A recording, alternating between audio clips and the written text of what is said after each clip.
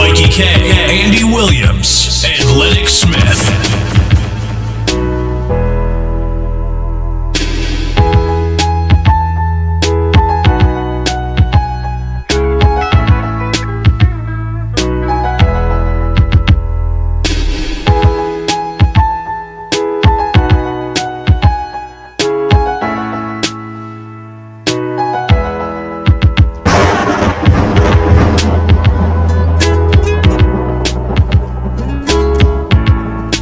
Oh boy, oh boy, oh boy, oh boy, oh boy. We are back, we are back, we are back. Lennox Smith, where you? Let me make sure that I see you because we have to see Mikey and all when he comes on. Lennox Smith.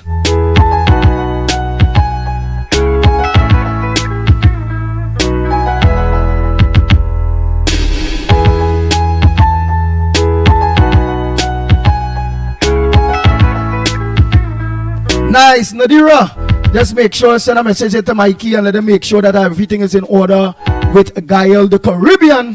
That we are back up and running on Guile the Caribbean. But everything are in order, everything are in order. Remember, it's a new year, it's a second day in the new year. And we want to make sure that everything is running and up and running for you. The thousands of you that make sure in the morning that the ground report are your breakfast, your tea, your dinner. And we are your generals in this fight for better Trinidad and Tobago, because you know in 2025 since 2024 what was our slogans, Trinidad and Tobago, each and every one of you this week, remember, we say we want to live better. Remember that?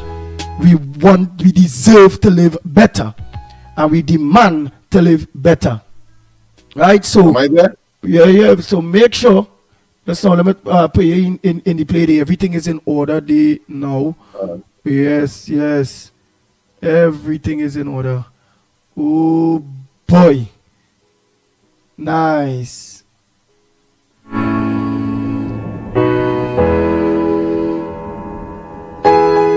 Bang, bang, bang, bang, bang, bang, bang.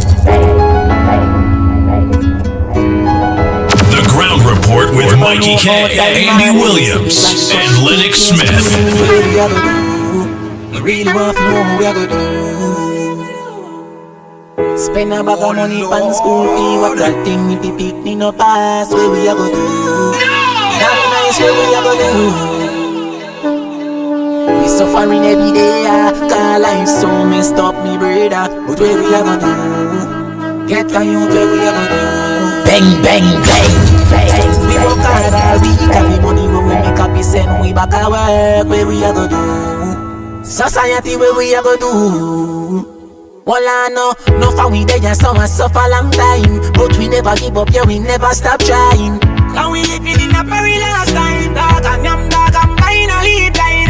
I know say that system ya set away. And nobody no cater fi none away. And we bounce and we want and care. But at the prison and the earth them set fi way. We suffering every day, cause life so messed up me bread. Nice Lennox Smith. But I mean, a pleasant good morning to you. Going back to my let's get on to Mikey there and tell him to make the communications and lock us back on to Guile the Caribbean. Oh boy. Time me priest if you run away. Boy. I was speaking to those in studio here with me. All right. Well, a pleasant good morning to all and sundry, East, West, North, South, Central, our friends in Tobago and wherever you are streaming at the worldwide web. A pleasant good day to you. Of course, all the best for the new year. Even though, of course, we are very pessimistic until, of course, the election is called, when, of course, I'm sure that general renewed fervor will certainly be generated as a consequence, because that is what we have been waiting for 9 years. I'm sure that it will be a sigh of relief, but you will forgive my somber mood at this point in time, because I mean that death of Mr. Lacroix came as a shock to me, and so I may not be my usual effervescent self this morning, but certainly this is one of the book part 2, Professor. It's called the Professor. Let me put on your whole screen there just now so they'll get to see it good. This one needed this. Ah, boy. Mikey. Wait. I ain't getting there yet. Yeah. So this is a book called Professor. There's a book one. This is the book two, and there's a book three that he was working on. Um, I'll be communicating with whosoever it is, his family, to find out how far that has reached and if we can do anything to salvage. If it has not yet gone to the printers or his editors, as the case may be. But that is a personal loss for me, because I mean he's a very dynamic man, and I agree with you. He has been a live wire on that side, extremely flushed with knowledge of the area, and anybody of course wanting to contest or to know about that part of Trinidad and Tobago, I think he is the go-to man, and I don't think there's anybody else with that level of knowledge. The book itself, of course, was set in a, as I say, in a country setting, with a little bit of everything in it. Obia, of course, a lot of local dialect in it. When my son reached that part, I will tell him, look, this is Trinidad and Tobago English. This is not the foreign language called English grammar or English that you would normally be exposed to in school. So that part of it we would normally leave out. But he has a very good knowledge of the two books that he has read. And as I said, every night he has to read a chapter on something. And these two books were the books that he recently completed. The book itself, of course, I think is very, very interesting. As I said, a piece of everything in Trinidad, but it is set, of course, as well, not only in a rustic or countryside environment, but the character himself, the professor, a very mysterious person, living, of course, a sort of as a recluse person, living by himself, and all kind of mysterious things would have been happening to him and around him in the bush that he is living in. Very, very interesting. So Yes, I would yes. advise people to get a copy of Lacroix's Professor and have a read, and you'll get an idea as to the thinking of the man and his capacity to, of course, not just retain but to vividly describe things in his, I suspect, in his community, but of course relating to persons outside of it and Yes. beyond his personal community in Toko, Kumana to be more specific. I did visit him, I think twice, at his home, his backyard, filled with all kinds of agricultural produce. There's a particular fruit that I knew for the first time. He gave it us, and of course it's used regularly, I think, to make ice cream and all of that. So I learned some things as well, and where the original Toko Road, coming from Toko, going to Toko through Kumana, was supposed to be passing near the river, and of course it was diverted sometime after. I mean, a lot of things I've learned. I spent a very short time, maybe about a month, when I was smaller, going to primary school, so that's tell you how long ago, up there. But I learned more from him than I did when I had my little vacation up in Toko by some distant relatives. And of course, he knew them well, and he knew them well, I should say. And we had a lot of conversation on the phone, etc., teaching with, of course, matters dealing with that part of Trinidad and Tobago, that northeastern peninsula, if you want to call it that, of Trinidad. And Yes. So, but let me tell them which part he's burying Lennox Smith. Let me just put it up there. Go ahead. Oh boy, so he's burying today. Let me put it up on the screen. Oh shucks, I don't go get it back. Well, I have it here. Today, the 3rd of January. No, January the 3rd. That's what I'm seeing here, so that is tomorrow. No. You sure I it's see in, yeah. Is it 3rd? That tomorrow? It's tomorrow, man. Yeah, Yeah, tomorrow, man. The Yeah. 3rd of January. at 2 p.m. All right, it's tomorrow. Yes. Because today me and no car. Allen's Right. and funeral home. Yeah, it's tomorrow. Tomorrow, please That's go. what the brochure is saying. And of course, gone too soon, as I said.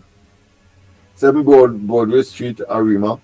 All right. For more information, you have a number to call. So I will be communicating with the people at the other end of this number that was given. But once again, of course, Camillus Lacroix died.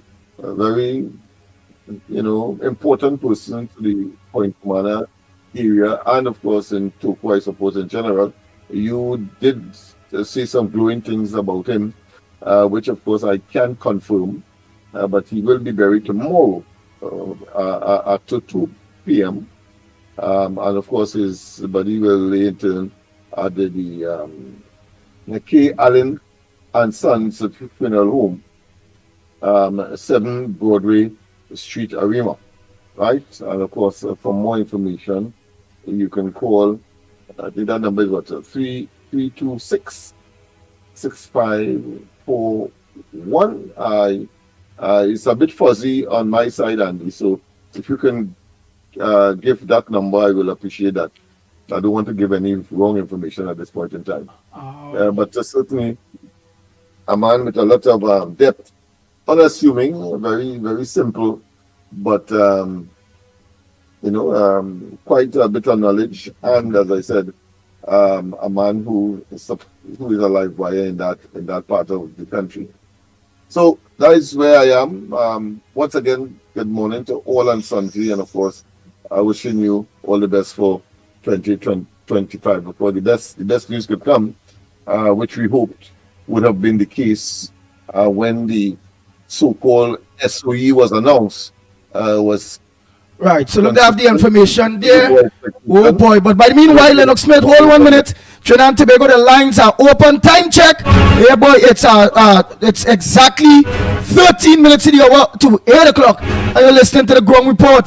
Yours truly, the Pitbull of Radio, Lennox Smith in studio. Well, again, that's Mr. Lacroix, Camillus Lacroix, right? And he passed away Christmas Eve. Yes, he did. And he will be burying at the K. Allen's and Sons Funeral Home. And it's have here Broadway, number 7 Broadway Street, Arima. Right? The number to call there will be 326 6561. I think that is what I'm seeing. I'm quite watching the screen on my screen. But let me just go in the phone where I could be able to just blow it up at the bottom of that there.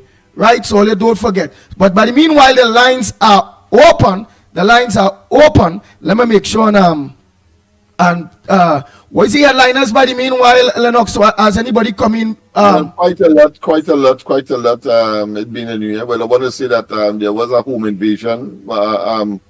You wouldn't believe, in Laventille, a home invasion in Laventille, where of course the victim died. So man shot dead in home invasion on January 1st, right? So, of course, on the article, I think we have to read it because it is a hodgepodge of mockery and condemnation, and at the same time making a fool of the state of emergency. That's my interpretation of it. A state of emergency was not enough to stop the murder of 39-year-old Keegan Babo, who was shot dead early on January 1st at his home on Laventille Road. Yes, his death marks the first murder of the year. Police said a group of gunmen burst into his home at 1:30 a.m. and began shooting. Babo ran to the back of the house, but the men chased and shot him. Residents in the area called the police, and PC Ravi Chipter and O'Connor of the San Juan CID responded. The year ended with Well, they're saying now 625 murders. That's the police category or categorization of murder in a particular way. But of course, the real toll really is 644, and it could be more. When depending on which newspaper I suppose you are reading.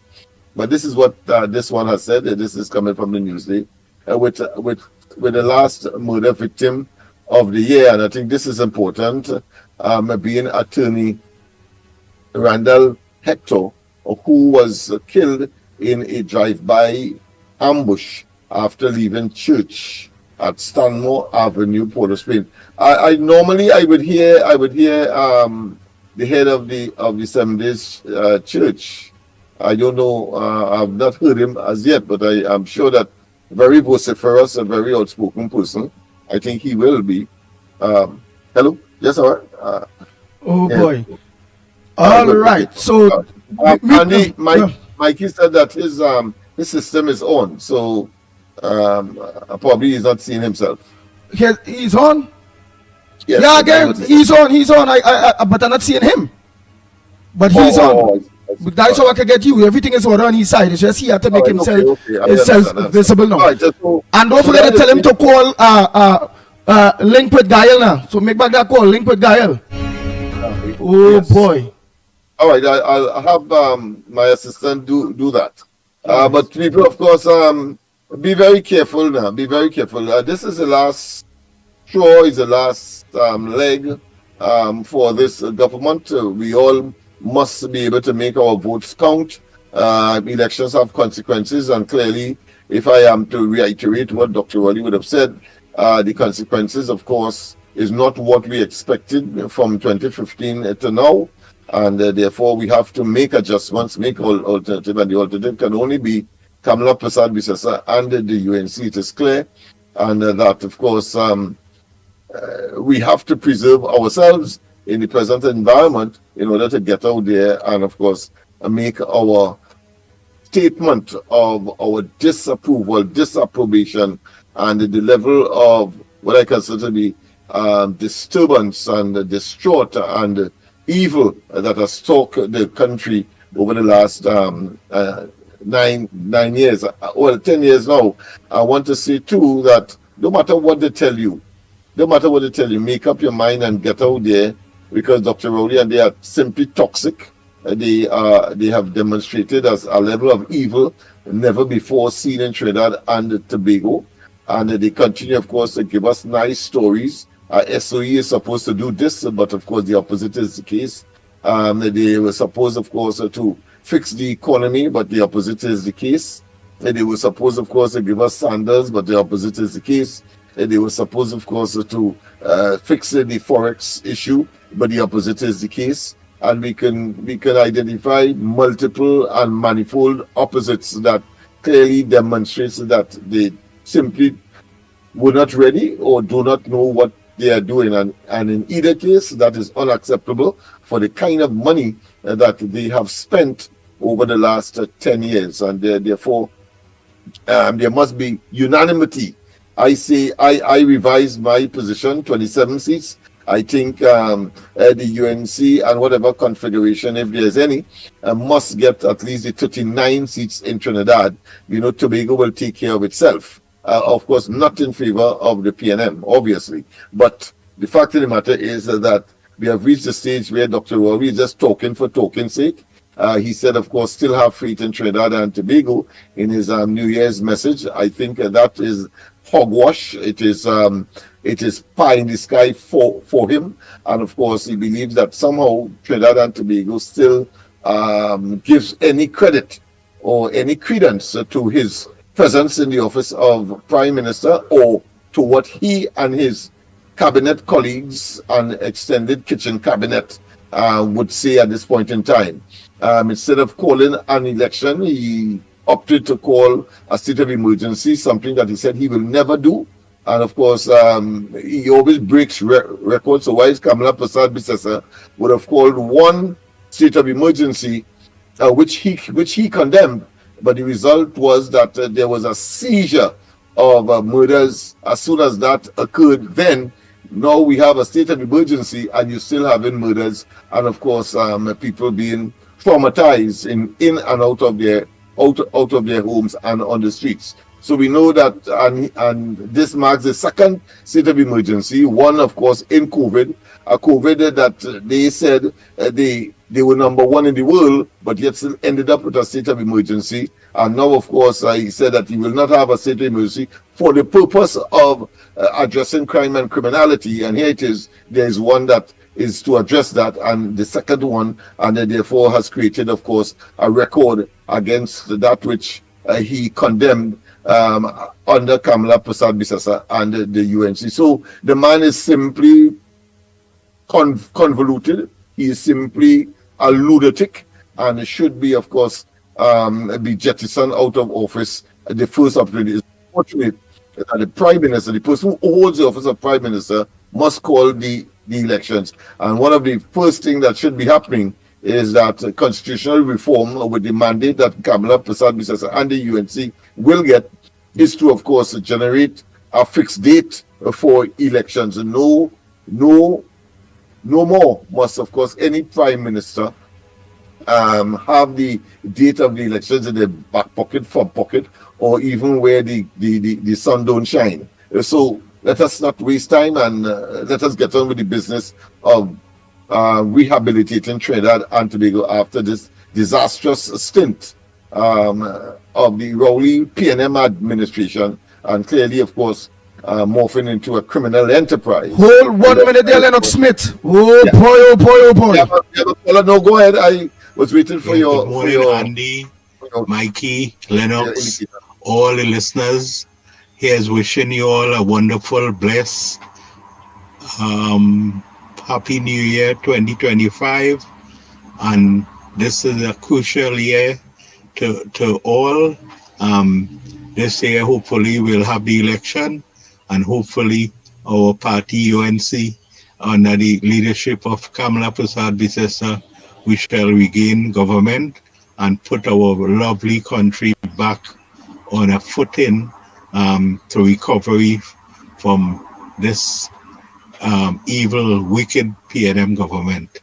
And let's stay together and move as one under the leadership of Kamala Persad-Bissessar, and hopefully that we're gonna succeed and move on with our lovely country.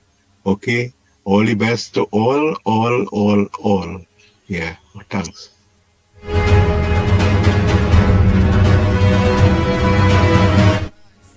Nice. So again, Trinidad and Tobago, the lines are open. I'm gonna give you all the numbers.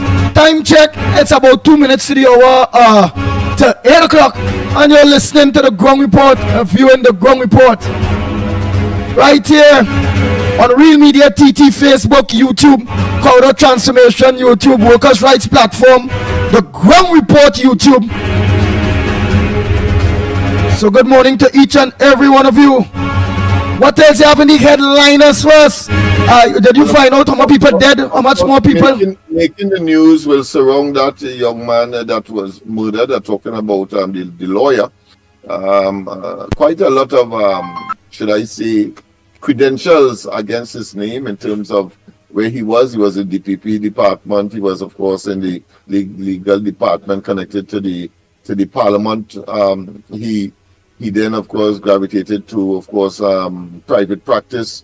He was also a special prosecutor. And, of course, there is a story that links that, well, implicitly, I should say, or by way of reference, or interpretation, if you want to call it that, of him having, was in the process of prosecuting a known gang leader, and of course the possibility that there might be a link between his untimely demise in the brutal way that it was. All right, but hold 1 minute there. Go ahead, caller.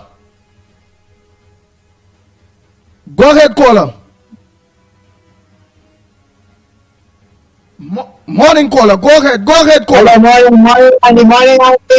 Morning, Andy. Happy New Year. Pancham, go ahead, Pancham. Oh God, Andy, we missing you up here. We missing you yesterday. We're looking for you. Happy New Year to you and Lennox. We're looking for you. I know get connection with you, boy. Oh God, Andy, for Valencia and Grandy, don't worry, we still want you. Happy New Year, we still want situation with you. That is life in Trinidad now. Now they look at us, so you have that 500, 624 men dead. You don't want to cover emergency. Them sick, you know what? Them sick. All right, enjoy. Bye. All right. Oh boy, oh boy, oh boy, oh boy, oh boy. As I tell you all, I will be joining the Valencia crew all here soon. You gotta organize and hit the ground.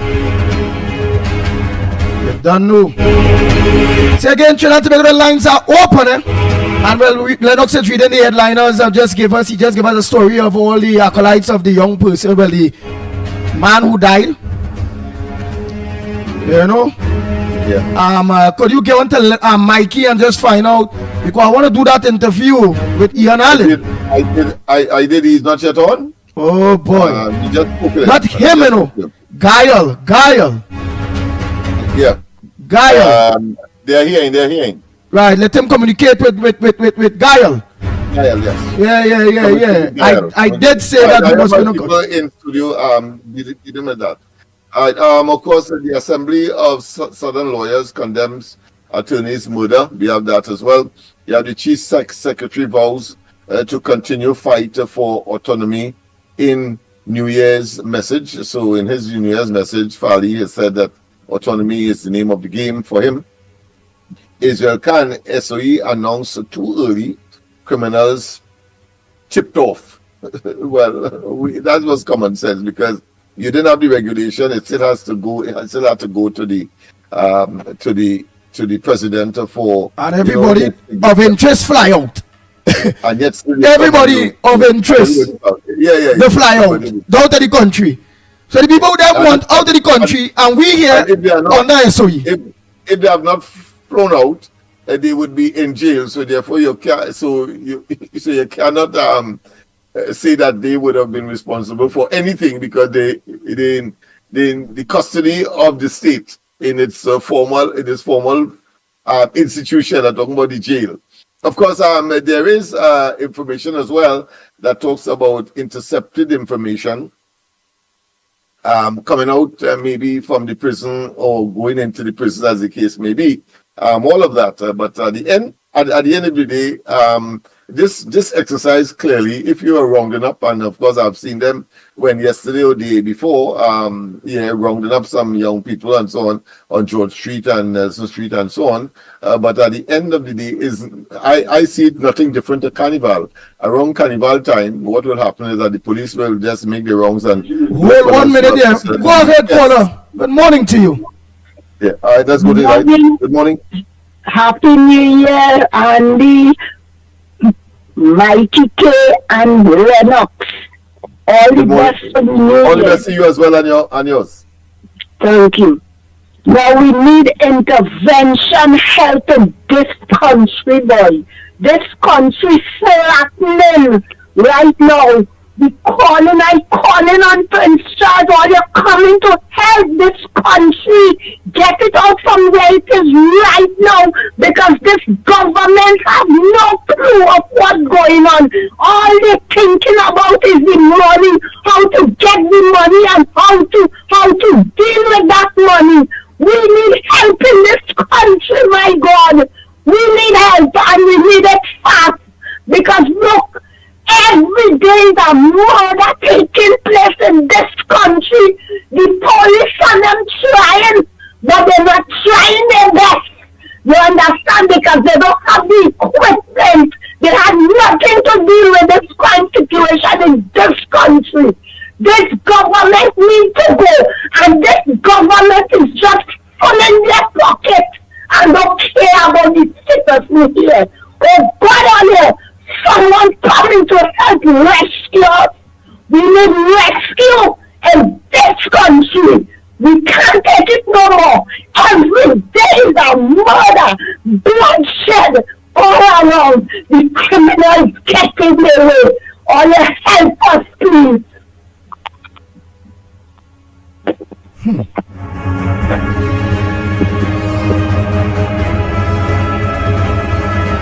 Pesa. Oh boy. Yeah, that's how it is. Have another call? Imagine that, eh? I know watching a part two of an incident, part two of an Unreal Media TT. Part two of an incident happened in a bar at Gasperlo, where a man just winning a gun, just so you know, man moving like he's a police boy. Yes, sir. And it's bullet. When timing is important. So when subsequent to the SOE or before the SOE. I'm going and find out. I'm going and find out. All right. Wait, sir. Go ahead, caller. Morning to you. Where you calling from? What's your contribution on the ground report this morning? Morning, panel. Morning. Andy. Yes, my brother. Lennox, Mikey, K, trying to be good. Blessed morning. Morning. Yeah. Well, you know, this year is election year, right? I just want to say something now. Uncle Lennox, here what is going on now. Yeah. We have to formulate a plan B.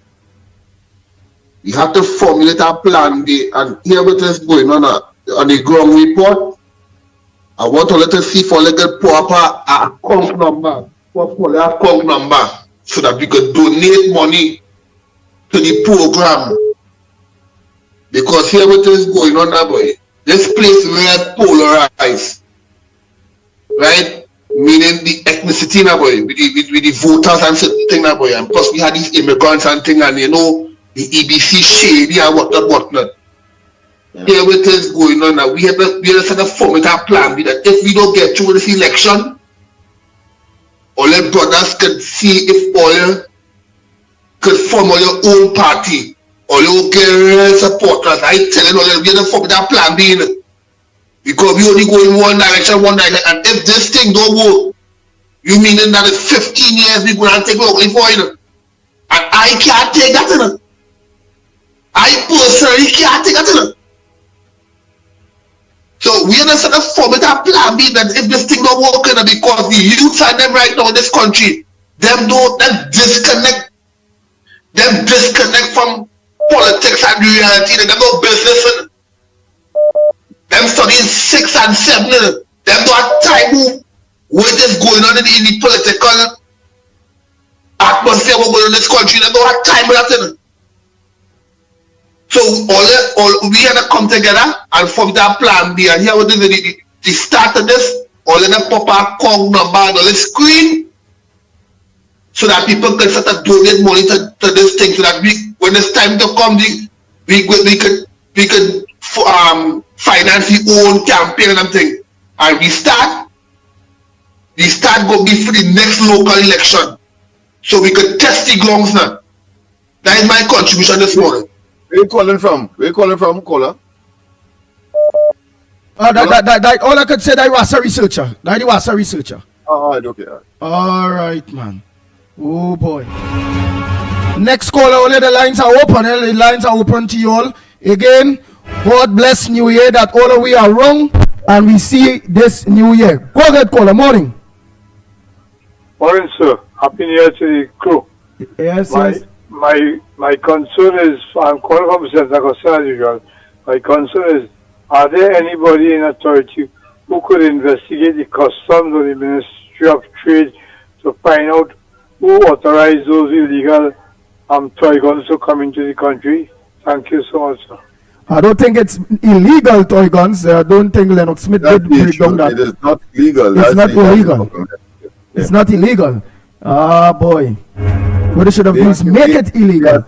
As toys. Yep. Oh. As toys. So they are not illegal. Next caller. Morning caller, where you calling from? And what's your contribution on the ground report this morning? Good morning, ground report. Oh boy, just now. Kunji, you call back right after Mr. Tunapuna de COP. Right after Mr. Tunapuna de, you call back. Both all on the same line, same phone. Go ahead, Mr. Tunapuna. Gentlemen, first I want to wish the ground report and the citizens of Trinidad and Tobago. Well, I had to wish them all the best, although we've seen that there is no sign, no indicators that to say that we could see any hope for this new year, until if we get rid of the PNM government. Because nothing that has been done so far could really give the people any assurance that things will change, because the PNM government continues to lie to the population. And once you have a government that is lying to the population, and the people will have absolutely no trust, no confidence in you, neither the protective services, then you're going absolutely nowhere. Because you have done nothing to redound to the benefit of the poor and the underprivileged people in this country. And I'll tell you why I say that. This country, look at, for instance, I'm reading yesterday's Express, the business thing. We still cannot find, since June last year, the president of the National Gas Company, Mark Lucan, has resigned from the position. And we still cannot find a replacement for him. The gas company is the backbone that which this country depending on to get its revenue. And you want to tell me they're pussyfooting and playing a damn fool that they cannot find a replacement for him? Huh? You see Stuart Young and them playing that set of games? And next thing again, I reading on the article on the papers, when they had the press conference for the state of emergency, they never, Stuart Young has never indicated that Rowley's brother or some relative died. They never mentioned that. But then after that, we get to hear that. And therefore, because of that, now they're saying that he couldn't attend the press conference. But I'm seeing on the paper that he had a All Year's Night party. Which is more important. Not to address the nation when you want to implement a state of emergency in the country. This could cause the country to crash. Because here why? Business closure, people from your rights and fundamental rights are being infringed upon. There's a lot of things that could take place with that. No foreign investors. Because here it is, I'm reading on the papers as well. The Canadian, the UK, and the American government and all of them is warning people, especially if we're talking about the president of cruise ships and whatnot. They tell them, in other words, don't come off the blasted ship. Stay on the ship. What tourism that could benefit the country? When they tell you, don't come out the ship, don't go in Port of Spain, don't go by the savannah, don't go on the surrounding areas and whatnot. And you see, all started to affect the little vendors, the taxi drivers and everybody. It's a waste of time. These people and them really, they take people for fool. Lennox, I don't know if you read the article on the papers where they want to build a home for the underprivileged, the homeless people in Port of Spain. You read that article, Lennox? Yeah, and I have been doing some investigation because the contractor, we suspect is the same contractor that was building Balize House as well. Well, all right. Yeah. When I read it, I start to laugh because they want to put in all the state-of-the-art thing for that building for homeless people. When you have institutions in Trinidad and Tobago, don't have these facilities. Don't have nothing. Who are they trying to fool? Computer room, this, that. And if you hear the kind of thing, my brother, they're just trying to fool people to win an election when you're coming out with nothing positive to really make the people feel comfortable. You have not heard anything about where is the governor of the central bank? These fellas and all of them just singing for their supper. We don't hear nothing about inflation and nothing at all. What about the foreign exchange and all these things that are taking place? And as I mentioned with the last week, my car has been laid up for 2 months now.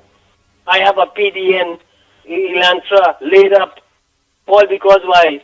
I cannot get a tail light to buy from Marseille because Marseille they don't have it in stock and they don't have foreign exchange to import that. I would have to wait a further 2 months until maybe they could bring it in. As a consequence of that, I had to buy a substitute light, which is different than the one I have. So in other words, one damage, I have to buy a pair to replace that. You tell me something, what is really going on in this country? And this government, this Minister of Trade and all these things, and all the various components that comprise the government to ensure that, trade and industry and and all these things is functioning. Nothing is happening, Lennox. People just live in a hope, with a hope. Something which bring about a change into the country, you know. Because as I say, with these cruise ships and them coming in, all them coming in to do is to offload the sewage, you know, and to replenish by taking water and other things. But other than that, there's no revenue, no tourists coming and going in a hotel and staying or nothing like that, you know. Understand what I'm saying? And then you can't find a replacement for the national gas company, which is responsible, which is the backbone of our economy. And all these games these people playing, but you see how that tell people this, are wrapping up. When coming which bring about a change, it is all the customs in the parliament, the chamber of commerce and all these business sector and all these people associated with the PNM, the 1% and all of them. One of our economy. And all these games, these statements and what other things. Everything now that you were saying that got to happen. Hello? All right. 30 seconds again, Mr. Tunapuna. Go ahead. So you see now that everything, you see Duma and all these people speaking out now, the chamber and all the business people.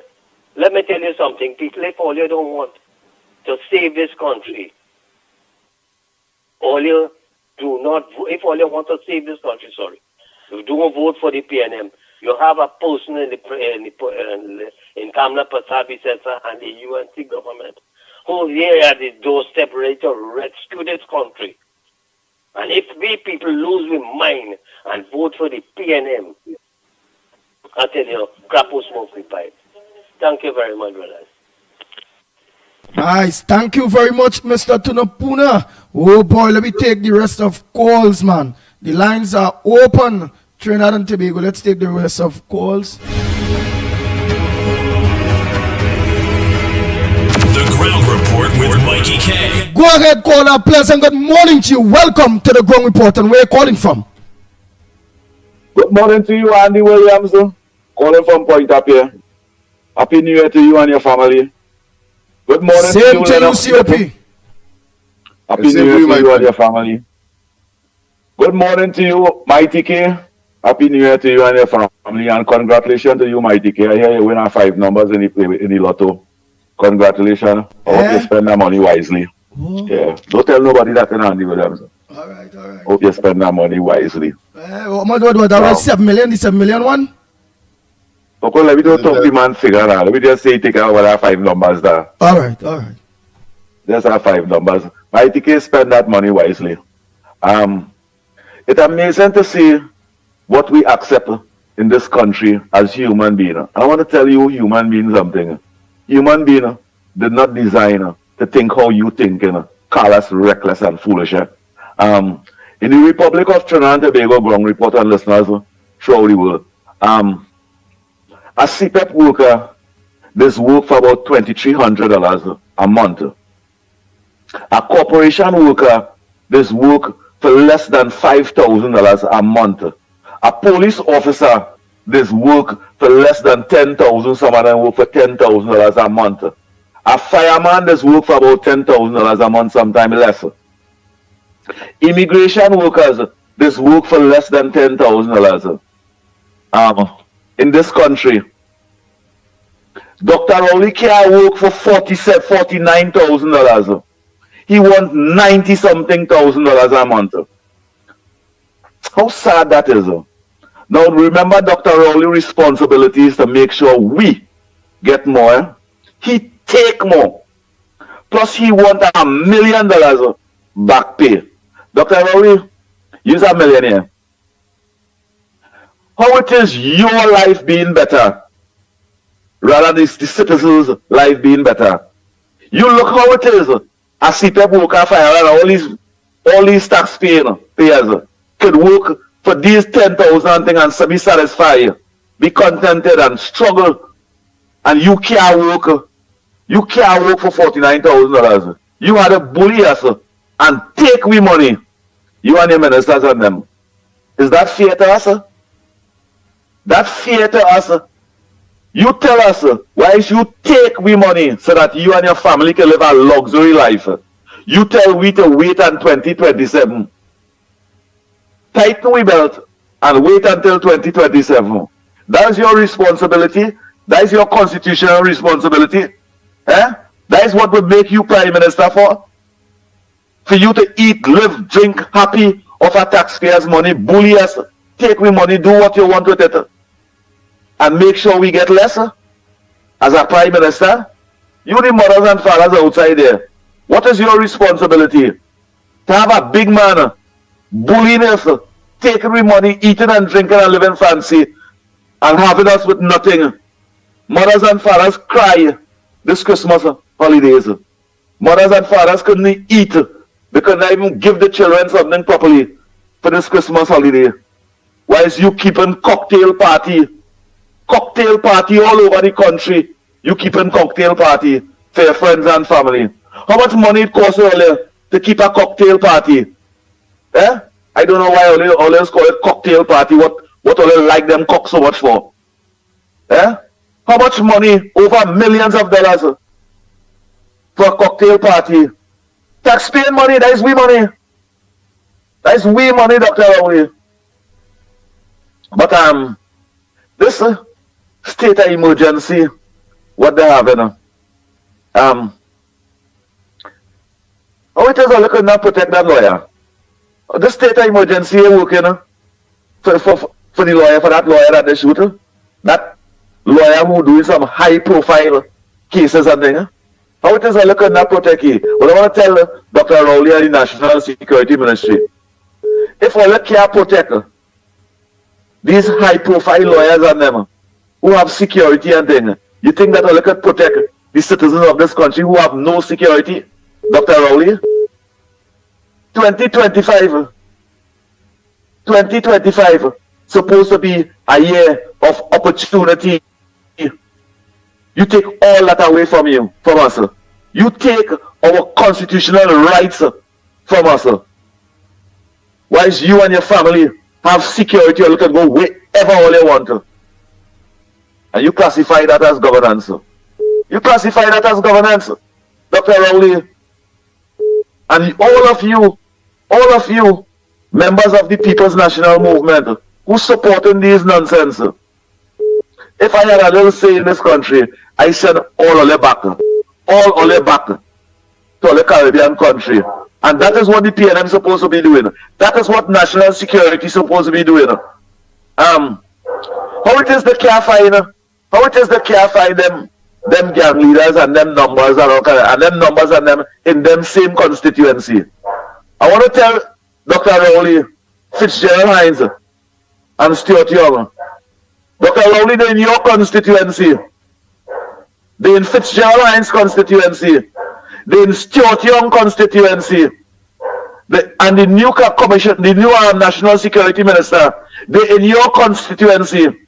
They're in all the People's National Movement constituency.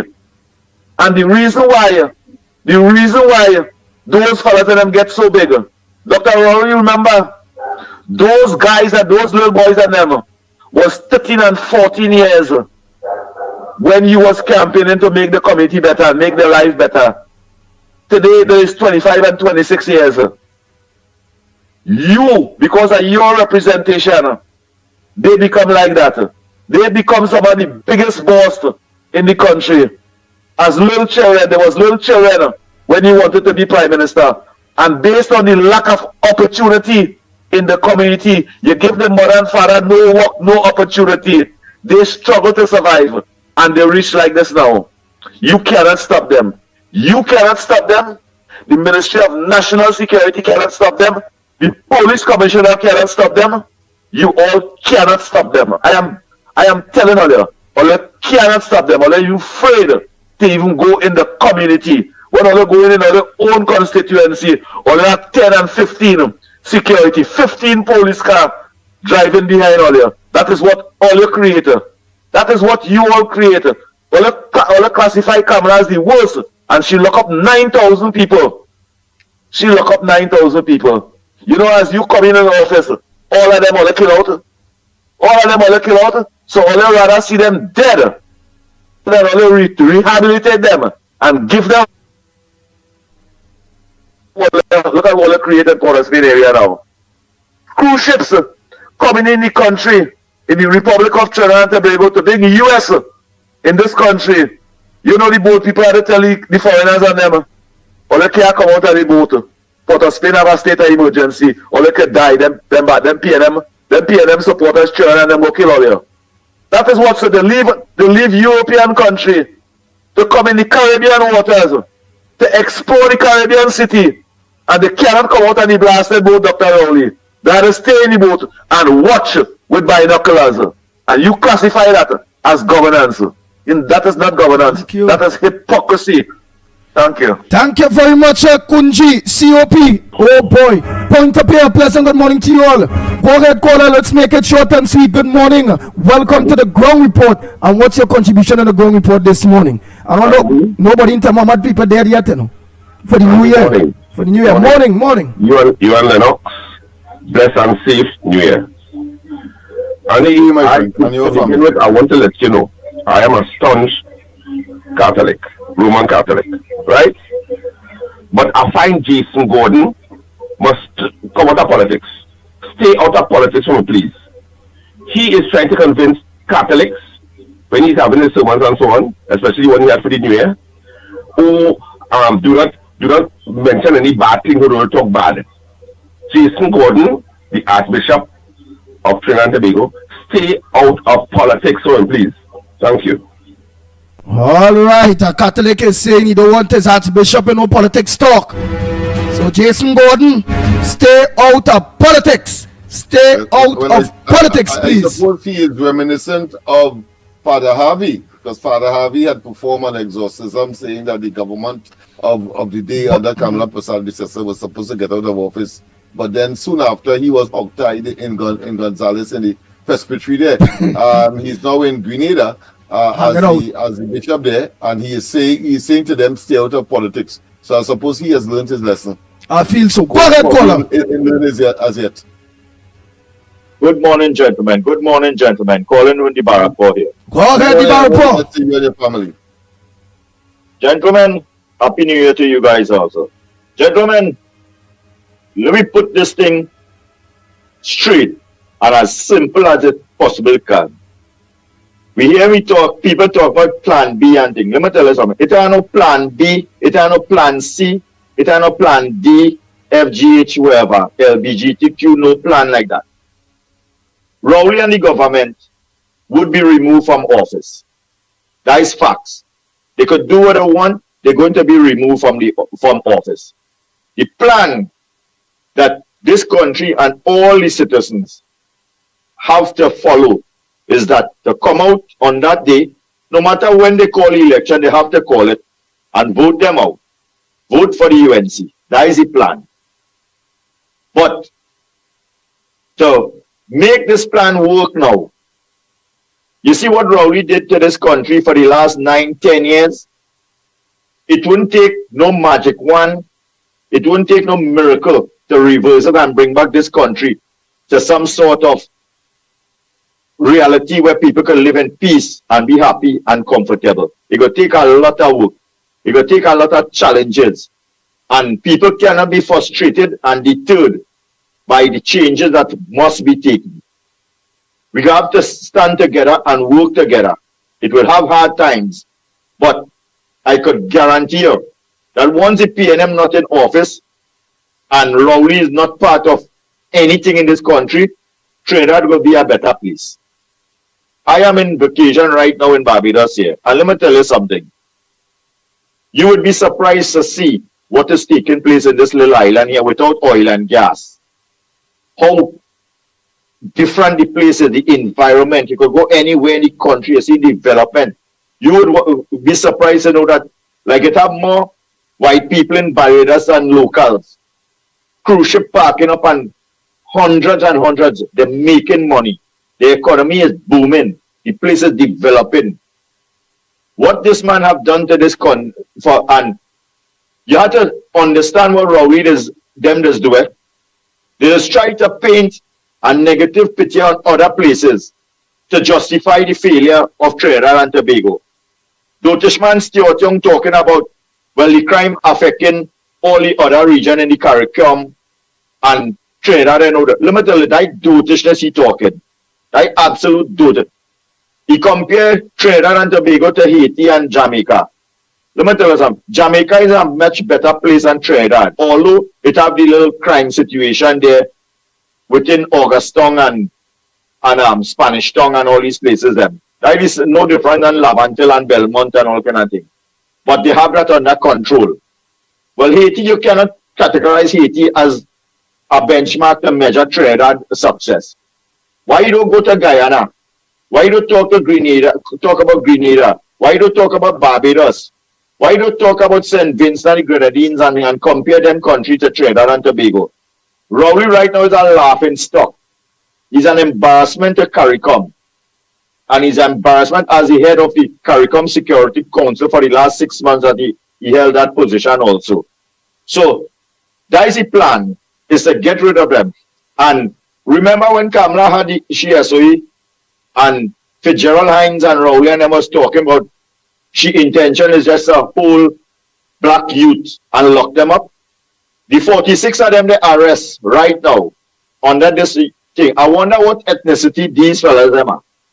So they won't see racism in it that them who the people they're locking up. They cannot see it because Kamala was a East Indian and the majority of the people who was arrested under her SOE was African people. But now, who are the ones that have been arrested? How racism I come in that? How is not black African youth that they're arresting right now? You see? So people had to look beyond this pseudo-racism of Rowley and his government and put that aside and say, hey, here what? We need a better Trinidad and Tobago. Because let me tell you something. Trinidad is no different than Mexico. We just in a smaller version of it. Once the criminal element become organized and very powerful, you could be who you are, where you are. Once they want to come and get you, they'll get you. And that is where we reach today in this country. How they could just walk off a man now, walk out of a church with his family and kill him in Port of Spain in broad daylight. That is where we are today. That is Mexico style. That is when you see it. It has corruption at the highest level in a country. And the gangs is in parallel. They have reached in parallel with the government. They have infiltrated all the sectors in the country. And now they have become so powerful that they could do what they want. No SOE are going to change that. What's going to change that is to make the place a better place in the sense of making opportunities available to deter the youths from going into that direction. Give them jobs, educate them, fix your infrastructure in your country. For the last 10 years, Rowley them haven't done none of that. If any PNM sycophant could name one thing Rowley and his government have done for the country to improve the economy, I don't talk for the next 5 years and I go vote for the PNM.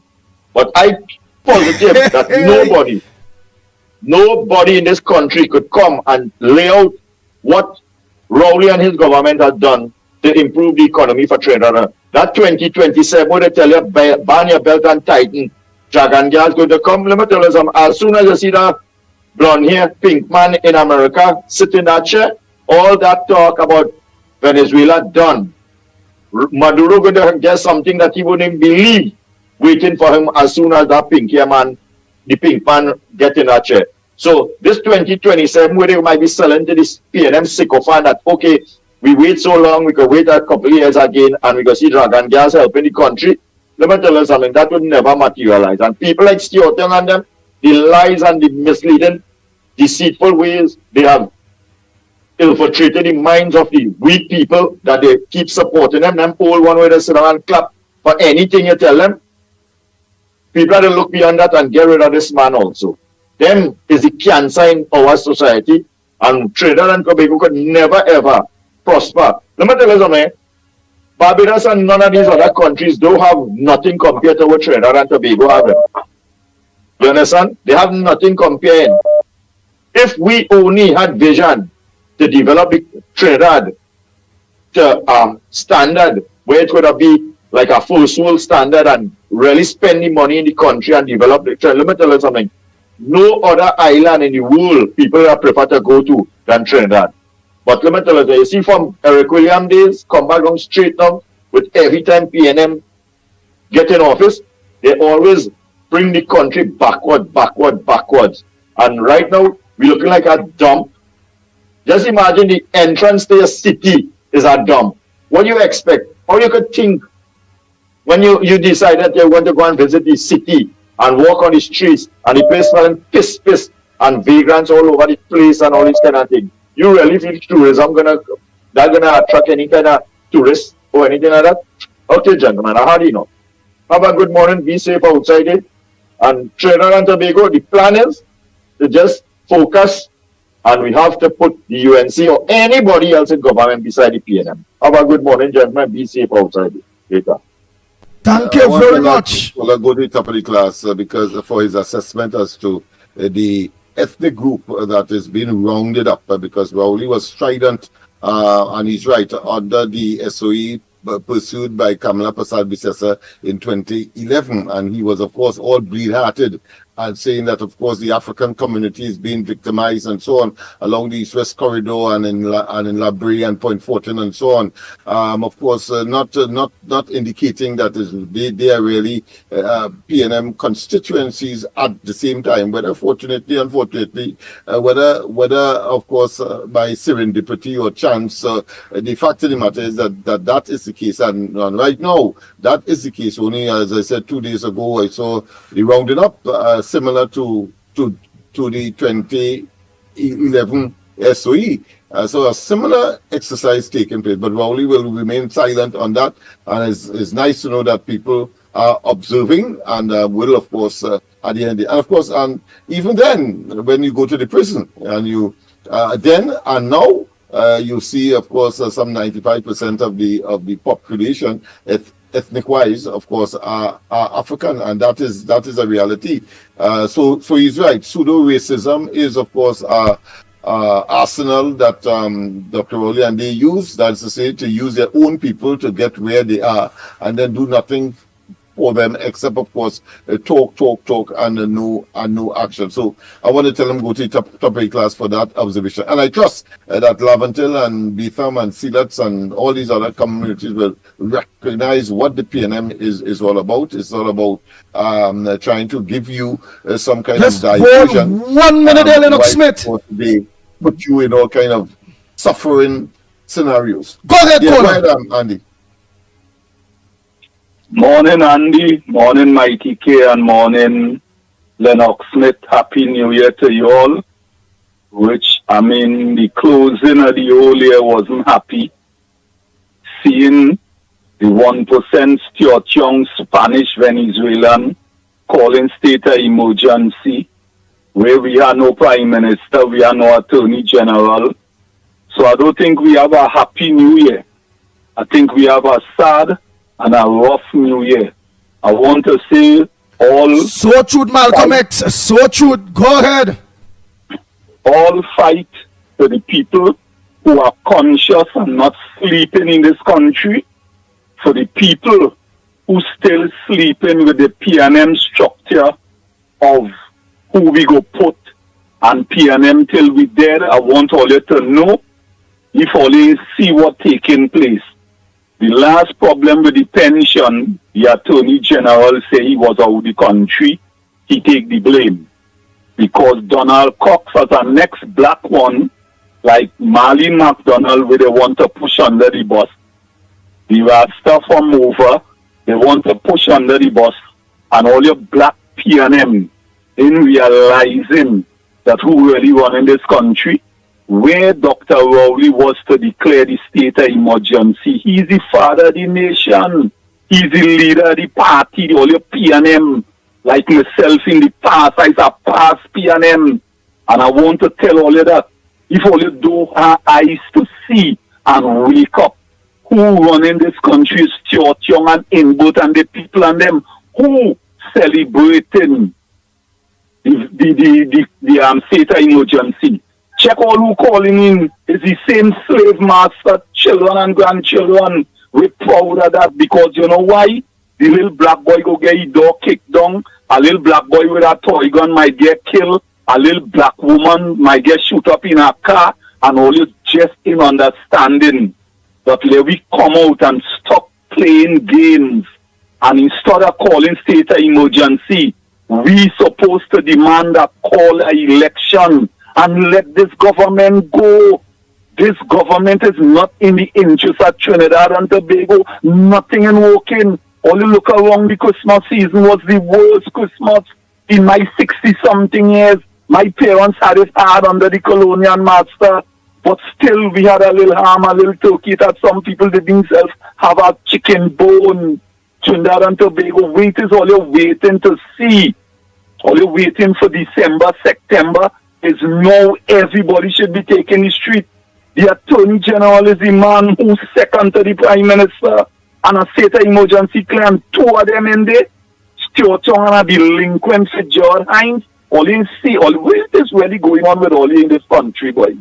What is really going on? No part of the world these things is happening. I like how you make that clear, Malcolm X, whereby a state of emergency call with 2 actors, not a prime minister, not the head of the National Security Council, not even the real Attorney General of the Republic of Trinidad and Tobago, and the Chief Justice out of the country, and under acting Chief Justice too. Nobody there is your official prime minister, official none. Them out of the country. That is the contempt that the Prime Minister has for the country, and we must call it for what it is and see him for who he is. Go ahead, Malcolm. Listen to this now. I remember with the coup. No, not with the coup. When Robinson did fire Pandey and John Humphrey and them, and call on everybody to resign. Ellis Clark is the one who somebody advised him. If I'm wrong, I leave room for correction. But somebody, and Lennox, you will know about this, where they advise Robinson immediately he has to appoint Attorney General because the country had no government as how he alone was Prime Minister. You must have Attorney General. And immediately, I think he appoint Anthony Smart as Attorney General or whoever it was, and leaving room for correction. All they try and remember with our Bacchanal, Trinidad and Tobago. And what I can't understand is the thing with the pension, the Attorney General say he wasn't here. And he didn't see this, and he didn't see that. And we are the most educated people in the Caribbean. We are the people who, when the children go to America, they have to top up class because we education so high. Where the education gone? Where the education gone?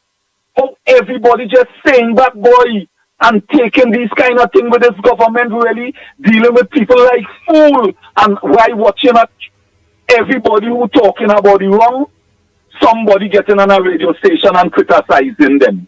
Just imagine, tension on them thing is from the wealth of the country. It are people talking about handout and grant. Stupid people who just looking for food. But who getting all the food? All you watch around and see all New Year's Day, the Chinese and them with government country was working.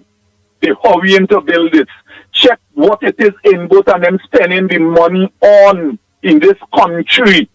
They building because of cutback and grease hand. They're not going to fix the garbage system because they wouldn't fix all your pension plan. They wouldn't fix all your raise of salary because they have nothing to get from that. All you wake up now, Trinidad. Public servants and daily paid workers, all you wake up and come out. This thing has to stop. You know how much people got dead before election? All you waiting on election and these people with a plan killing we in bulk. Trinidad and Tobago, this is a serious time the country going through.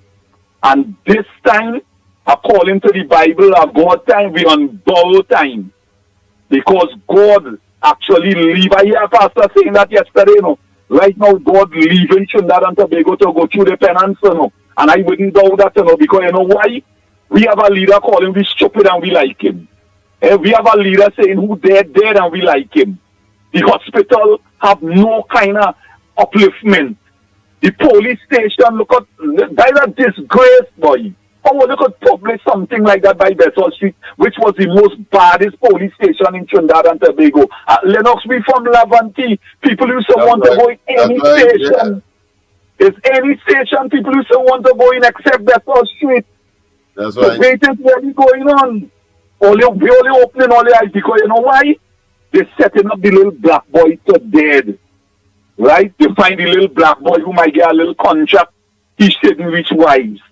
So the fight with this election is to make sure the Indian get back in power because the Syrians know they have more to lose when the Indian in power because the Indians are the people who have the money in the country or they don't get tied up Trinidad and Tobago.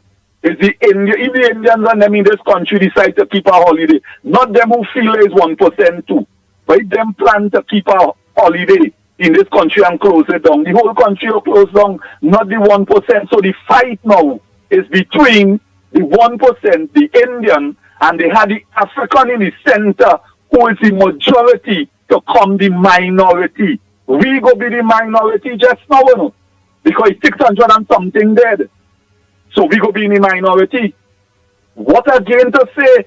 Heavy and TC talking, Lennox talking, Mikey K talking, Andy talking, all you had them down as all your enemy. And the real enemy, all you had them calling press conference and saying that no fireworks is nothing, no party is this, no is that because who selling the fireworks? Who keeping all the big Olias night party? All you listen to me now, man. Andy, I just called in this morning because I ain't seeing no signs and no good New Year, boy. I seeing signs as long as this government in power is disaster for black people. And you see the Lavanti people, all you stay so, boy. All you stay and don't wake up. See St. Joseph Road, Lennox. You ever pass on St. Joseph Road from on the back road down by CJ straight up to Mova Junction and see the state of the back road? We name Bertie Marshall Boulevard. You watch that? Bertie Marshall is appalling. Around the holidays, is the whole place is strewn with rubbish. You go Picton, you go Sealats, you go. I mean, it's simply rubbish all over the place, particularly during the Christmas into New Year's season. I mean, it's just appalling. Apart from the infrastructure deterioration. Boy, you want to tell me people ain't seeing that, boy?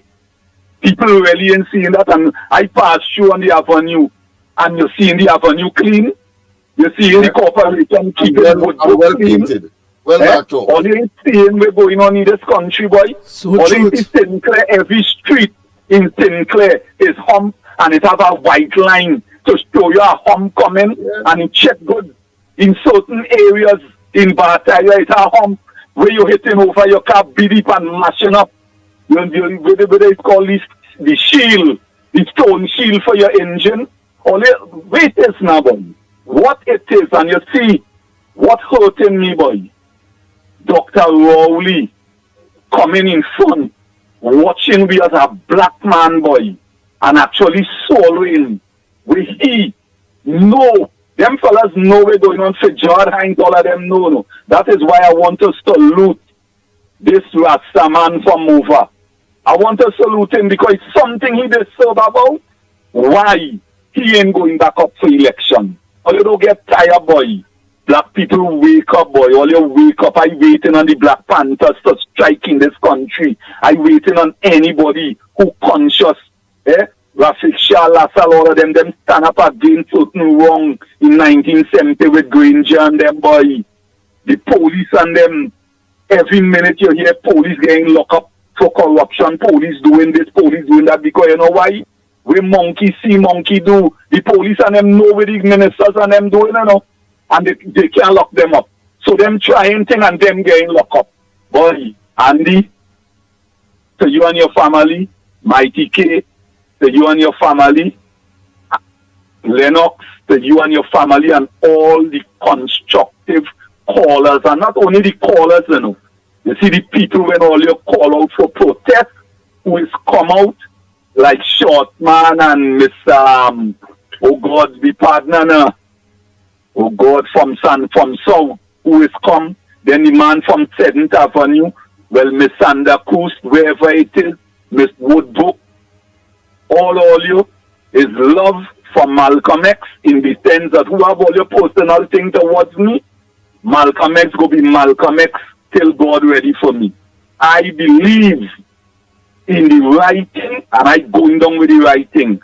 I mean to say I born as a P&M in a P&M house, but dying to say I will condone this wrong that this government encouraging and calling themselves P&M government. All your wait, that Balize house, the small Balize house was good enough.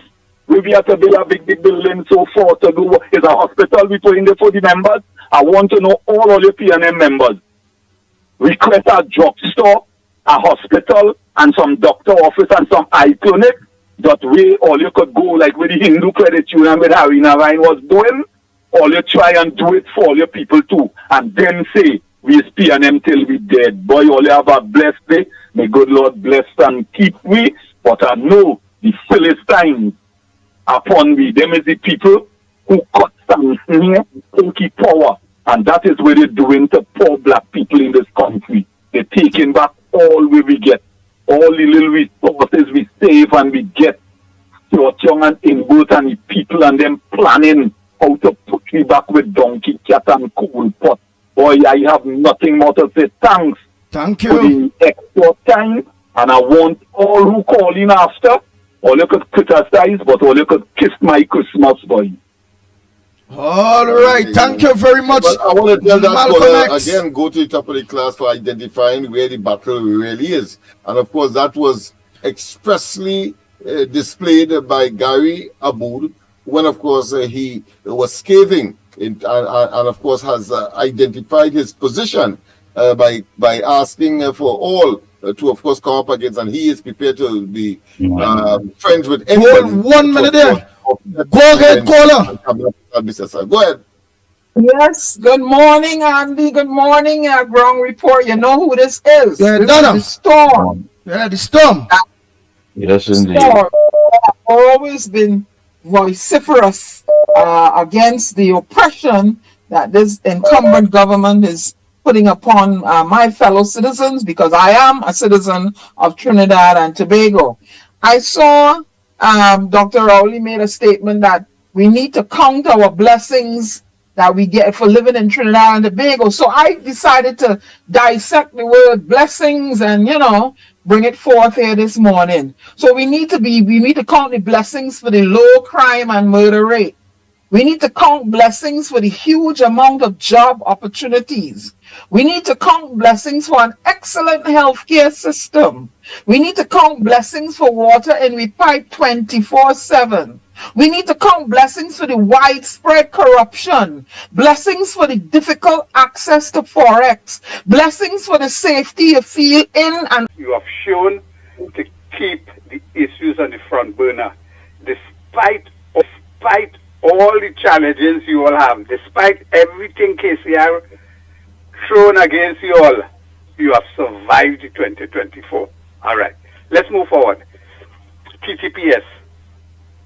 The Madam COP said she wants to lower the bar for detection and prosecution.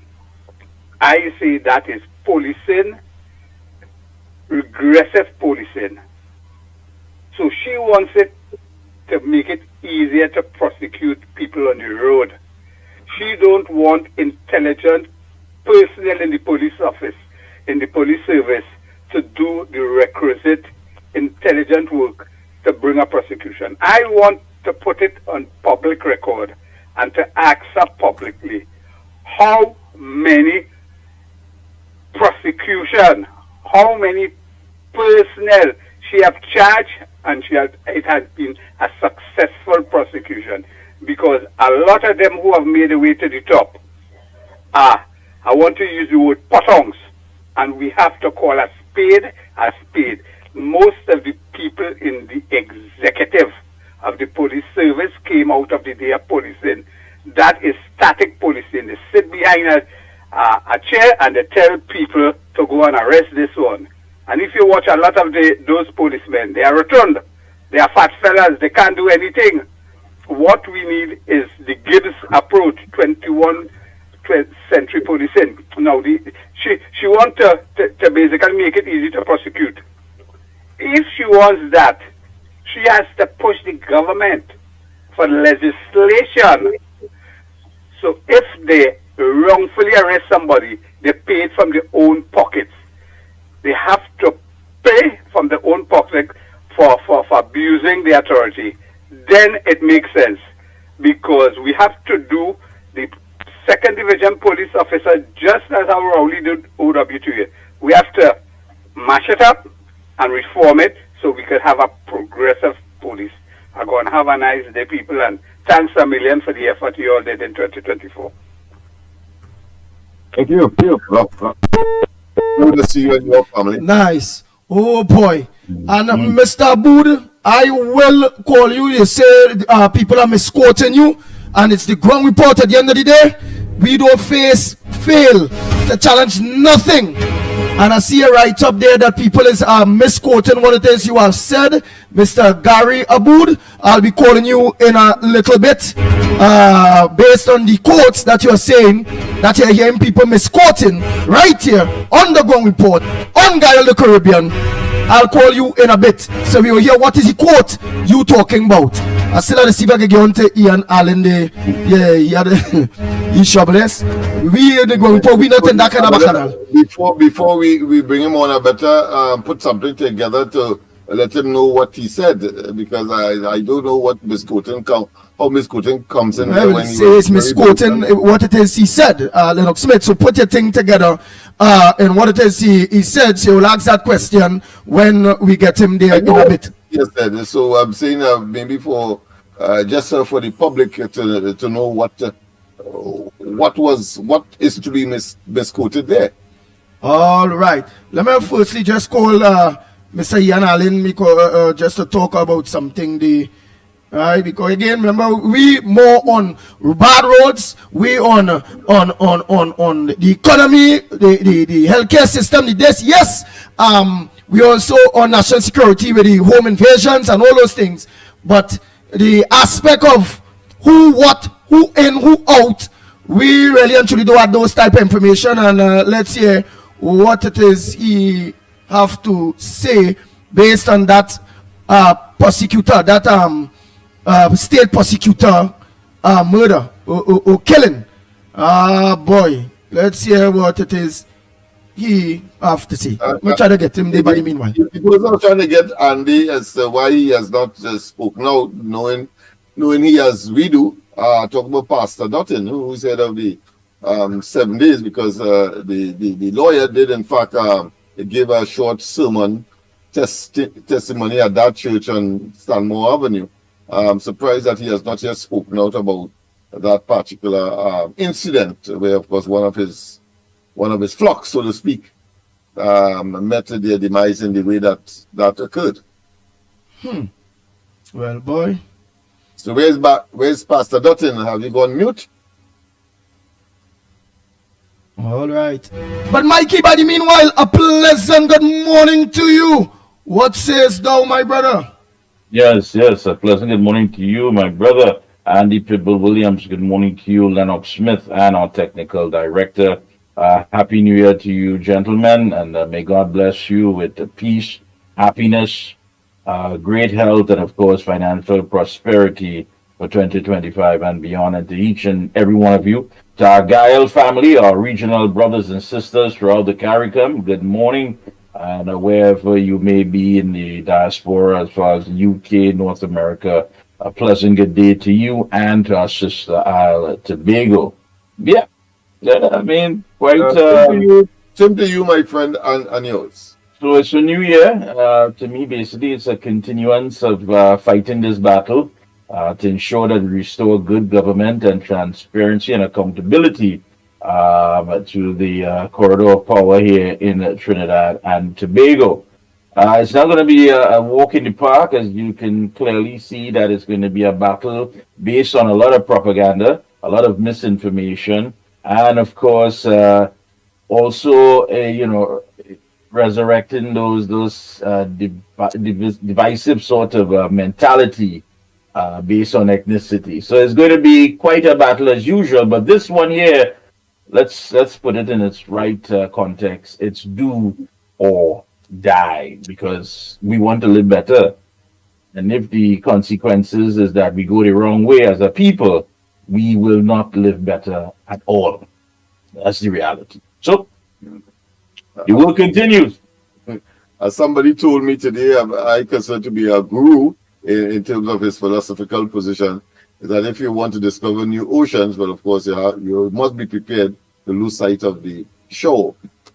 Yes, I think that is crucial. We are going to go into new areas. We must have a paradigm shift, and a paradigm shift here means, of course, knowing where you come from and wanting, of course, to do better. You must do better. You can do better, and therefore, of course, you have this option that you must now pursue as a people. And you have to let go. I mean, what are you willing to let go in order to get what you rightfully deserve? That's what you have to look at. What are you willing to let go? You're going to hold on to that negativity, and every minute you're looking for things in the arm of Kamala Prasad Besessa. You have a problem with the party. You ain't like this one. You ain't like that one. You're all hooked up on personality. I find she does this, and I find he does that. I mean, go let go of that, man. Let go of your nasty, dirty ways, man. And focus on what needs to be focused on.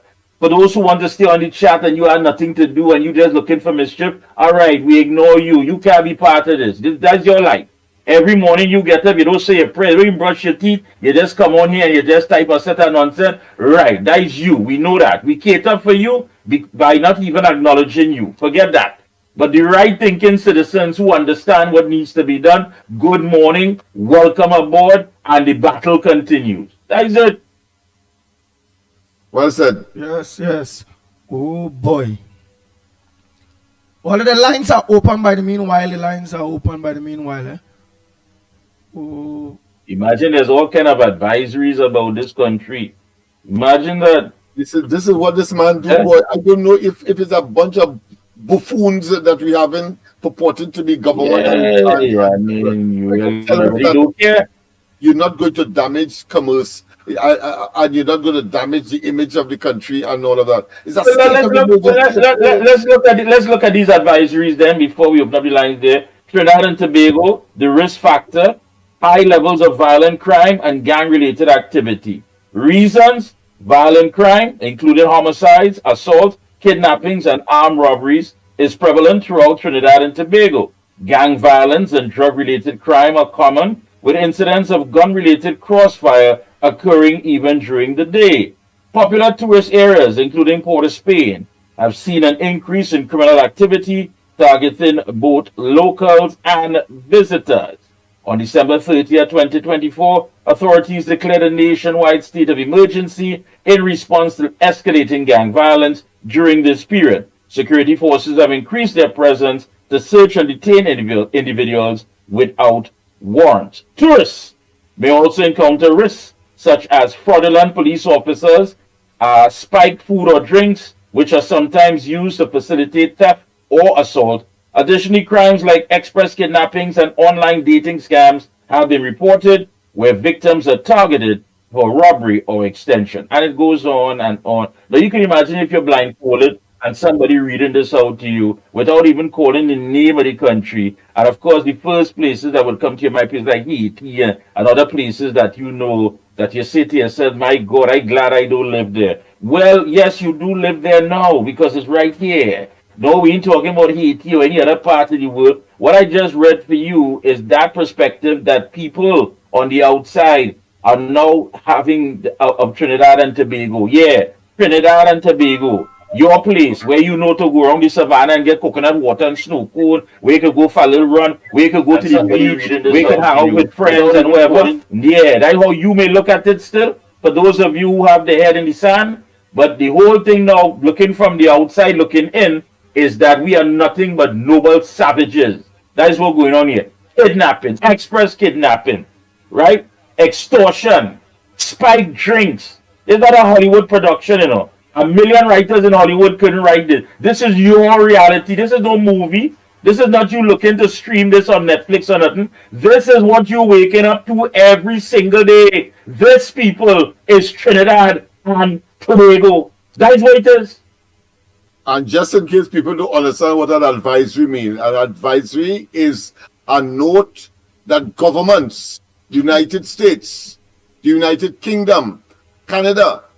I'm talking slowly, yes, France, Italy, Germany, all these countries tell their citizens, don't come to Trinidad and Tobago. This is what you will meet. And if you decide to go, this is the possibility. Whether you're going there for investment, or you're coming here for entertainment, or you're coming here as a tourist. That's, of course, why the captains of that particular boat told those persons on board not to disembark. An advisory is what a government tells their citizens what to do, what not to do when they are visiting a particular country. That is what these fellas have brought. And in addition to that, this fella, Church Young, playing he bright, how, of course, an SOE of the type is more superior to what Kamala did. And of course, that you must have it across the country. No. Then he has to tell us in 1995, when Oka Sipol's house alone was of course surrounded, and of course an SOE was imposed. What was that? The man is simply a set of buffoons, and Rowley, of course, give way to these kinds of individuals who clearly are just misleading themselves and misleading the country. What occurred in 1995 when Oka Sipol was a state of emergency was placed around her house alone? Oh boy. All right. Yeah, we have the lines Morning caller. open. Welcome. Happy New Year. Happy? What happy about the New Year? 95. Yeah, when Oka Sipol. Yes. That is what they want you to believe. That is what they want you to believe. And now that the dust has settled and the regulations have to come out, don't be surprised you start hearing curfew, because they've gotten more information now conveniently. After the elite has gone and party and whoever had to move around, don't be surprised they come and tell you we had a lockdown. Because coming out from this retreat, we're going to see some political strategy that is going to be downright nasty and dirty. Prepare yourself. They are having a retreat to come out with some political strategies. Number one, to steal the election. That's right, I said it. To steal the election. They want to find out that everybody is in place. That's all they're doing, They're just going down the checklist. You have everybody in place. You know who had to be where. What about this person? You make sure the 10 million goes so and so. Who had to get paid? Make this happen. This person on board. What about this guy? And that is what's going on. You are going to see some nasty things play out coming out of that retreat. It would be no policy leading up to almost 10 years that they could come now to elevate your life. Forget that. Forget that. In almost 10 years, they didn't come up with one. They can't pull one from no magic hat. That's the first thing. No program, nothing for the economy, nothing to deal with crime, healthcare. You go down the list. You know all the areas that have been affected. Forget that. They ain't coming with that. They are going into a retreat to ensure that whatever it is that has to play out to steal the election, that they go in and fine-tune that engine and make sure it's in place. So prepare yourself. Prepare yourself. You are forewarned, and of course, while that is happening, they're going to do some kind of screening for Tobago East and West. So I know Fali, and they would be prepared as well for that situation as well. And of course, and Rowley again, another record always of a negative nature. He said that no way must any government hold or have or institute a SOE for crime. Well, of course, he has not only instituted one for crime, but he has two as opposed to, of course, Kamala Prasad Bisesa. So he's flying more. He have more. Now he has more SOEs than the UNC. He has, of course, decimated the economy. He has very little to show as far as the reserves are concerned. Some 4 billion, having met 10 billion under Kamala Prasad Bisesa that was left for him. The Heritage and Stabilization Fund has been, of course, delved into. And then, of course, you have excess liquidity. Well, he lick up that too by borrowing, of course, almost all the money from the banks that are by the 1%. Yes, that's right. He has enough. He has enough free. He has enough frequent flying mileage to make sure many of us could fly for free. Many of us, and don't be surprised. Yeah, don't be surprised he come to say that he had to attend the former U.S. President Jimmy Carter funeral. So I wouldn't be surprised. Who you have there, Andy? Go ahead, caller. Morning. Morning, caller. Oh boy. All right, let me get back those callers and them there. Oh. Listen, it's the first of the year. Listen, when you get in, all right, when you get in, please don't listen to the device, to the television or the device. Just make a contribution. Also, any First Citizens Bank account, 23000045. Again, 23000045. We have to launch community microphone. You know, the election would not be the same without community microphone because we have to bring it to you. You, that's right, you the people. Nobody else, but your voice matters the most because your voice makes that key decision. So we had to roll that up. We had to come into the areas. We have candidates that have been announced. We have to get in there. We have to get involved. We have to participate. We need your help. We need your help. Whether you're here, whether you're regionally, whether you're internationally, we know that you care about this blessed Twin Island Republic. It is the land of your birth. It is your CARICOM brother. Get in touch with us. We'll give you the transfer information that will go directly into the account, but it's at 230045. 23,045. Those of you who are in Trinidad and Tobago, as Andy would say, fill out the envelope, put my name, Michael Kerr, or Andy Williams on the envelope. 230045. Just drop it in the box and you can proceed. Do what you have to do for the rest of the day. No sense stand up in that long line. It's not to see you trying to get in to some Vibes Cartel concert. You just go at the box, put in your thing, and let me continue. Who you have, Andy? Go ahead, caller. Caller. Oh boy. But what's going on with all them callers? What's good? They're not hearing. The port is not up. The volume is down. I don't think we have shy people going into 2025 now that we are here. I don't think so. People understand by now. Coming up to 10 years, they know exactly what they have to do. So we want to hear from you on the outside. Don't be shy. You have shy people. Check that connection, Andy. Again, any First Citizens Bank account. No, any First Citizens Bank, sorry. The account is 230045. 230045. Go ahead. And any voice notes as well, you can send it to us. Yeah, so that is the advisory. Blessed morning indeed. Go ahead, caller. Morning, Andy. How are you? Well, no, I must call my economist friend to know what's up. Happy that you. So, what's up for the new year? What you have to share with us this morning? Happy New Year to all of Trinidad and Tobago. And there's one way we could make this a happy place, and that is to get rid of this government. So I want to start off with that. But I'm looking at those international reports on Trinidad and Tobago and its SOE, Andy, Mikey. And they seem to be very truncated. Mikey, they're starting from the point where Trinidad instituted an SOE because we have gang warfare. We have all this violence taking place. But why aren't people going back to the point of how did it get so? It was not like this in 2015.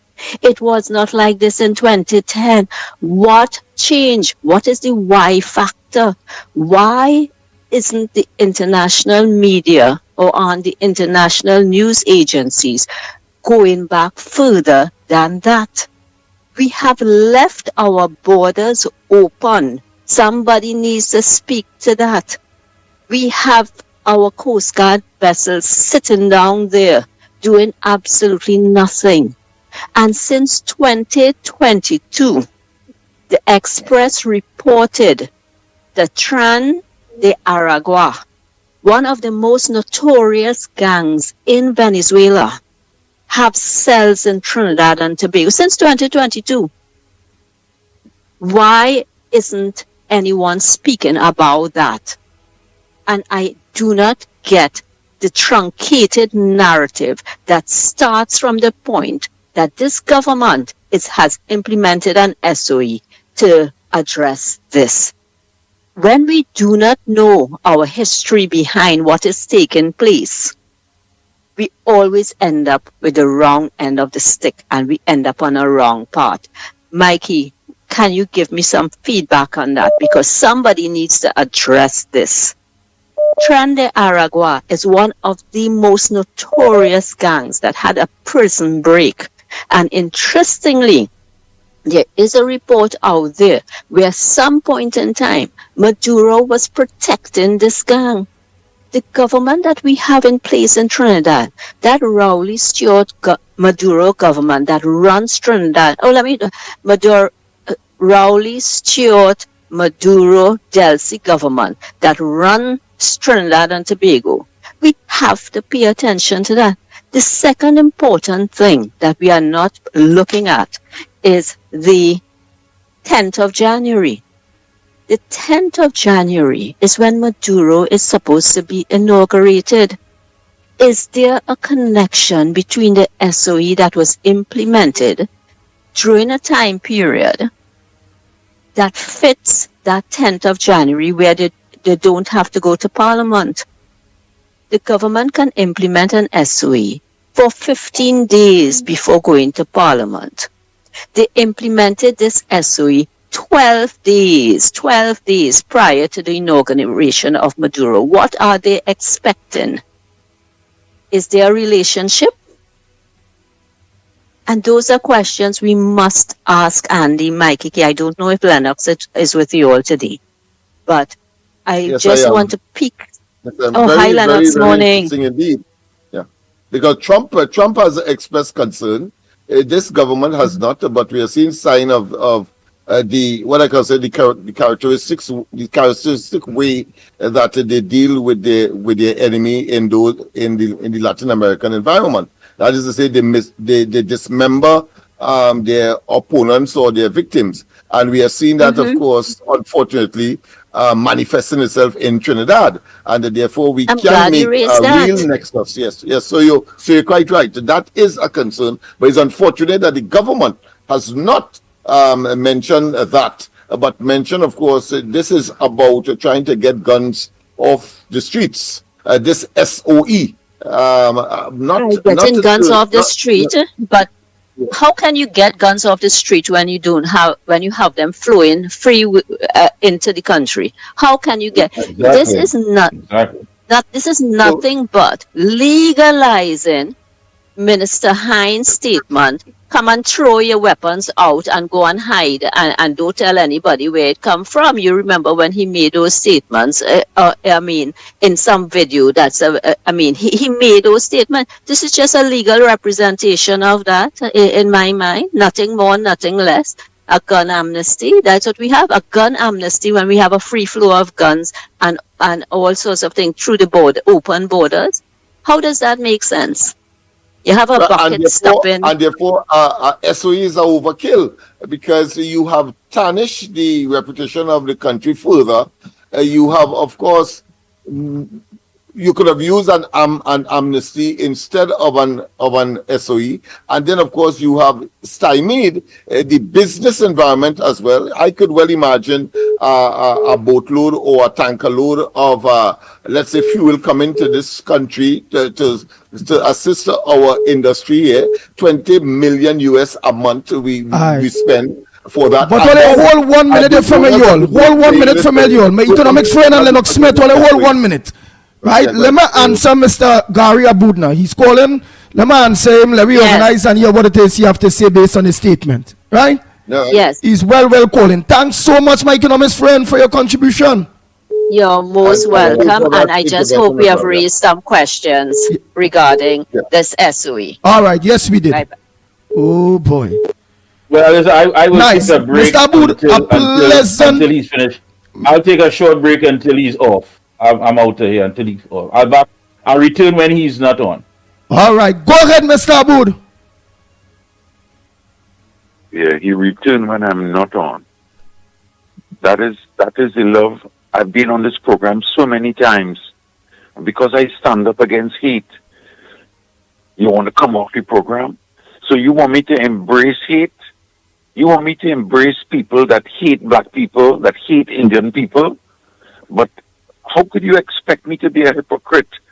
I have done 10,000 things more than half the people on your program to fight the PNM. Are they so stupid they don't know what I've done with my life? How much I've said? How could a statement calling on Kamala to keep the party clean be a statement taken out of context? That statement was made in a closed UNC chat containing 20 members of parliament of the UNC. That was a closed statement. That wasn't a statement that was supposed to go public. Some fool with mischief on their mind made it public and made it a public issue. So what? I must be afraid of them? Listen, brothers, fear is not a principle. Fear is not a principle. I don't embrace fear. I have no shame. Andy, I have no shame for what I've said. Kamala should not embrace... We also have Lennox Smith in studio. Mikey just left to come back in, but we also have Lennox Smith in studio. Lennox Smith... I will not make because of your presence. Go ahead. Mikey has disowned me with the same hate that I am fighting against. I am not Andy's enemy, and I am not any of the program's enemy. I have been on the program. Listen, these people who are hating me and who are spreading these vile and incorrect rumors about me don't know nothing about my life and the principles that I've stood for and the statements that I've made and the actions that I've done and brought legal actions against the PNM, against the UNC too. Wrong is wrong. I'm not kissing nobody's packs. So you want me to go on my knees because these people want to destroy my business? I don't give a damn about business. My soul and the soul of the nation and the defense of the innocent. My grandfather was a peddler, a poor man that lived in one room with 8 children without a toilet. I have no shame in saying that. And my family have worked and I still working. So I must be ashamed because somebody who have an unscrupulous reputation, who many people have told me have been dishonest to them. Many people, including my architect, have told me that this man has been dishonest to them. The party must make him a mouthpiece. And the party, if the party want a mouthpiece, come and ask me to be a mouthpiece. I will accept it with honor. But don't bring an evil man to represent the party and to bring down the party. Listen, tell Munsami and Kevin S. and all of them that the battle is not for the meek and the weak. When you declare battle, if somebody come now and start to ill-speak black people or Indian or Chinese or anybody in this country, I am the first person to stand up. Who the hell is these newcomers, these armchair activists that want to sit back and type messages as if it is something to do and something to accomplish? Living in a cloistered life, half of them have fake identities. And they're afraid and living in a corner on their knees. I'm not on my knees. Who want to destroy me? You could meet me in Woodford Square. Bring your whole posse at the freaking UNC. I don't give a damn. The truth is the truth. My salvation is not here on earth. I am preparing to go on a long journey. And if I lie to you, and if I cheat, and if I stand by and let evil prevail, my journey is not going to be the journey that I am planning for. So I will fight evil where it comes up. I will not stand for anybody to discriminate against you or your program or any black, Chinese, Indian, African, Muslim. They are all my brothers. All my brothers. So, Kevin S. and all of them, Andy, you have to forgive me for being emotive about it, but I feel so strongly about it that we must protect each other. When I was in university, I went to so many demonstrations, and coming back home, I wrote so many letters. about apartheid in South Africa, and I embrace Mandela and all that he did and the humility that he showed even to the people that hated him. And that is the message that we must bring out. We have to stand together. I am totally with Kamala. I'm not against Kamala.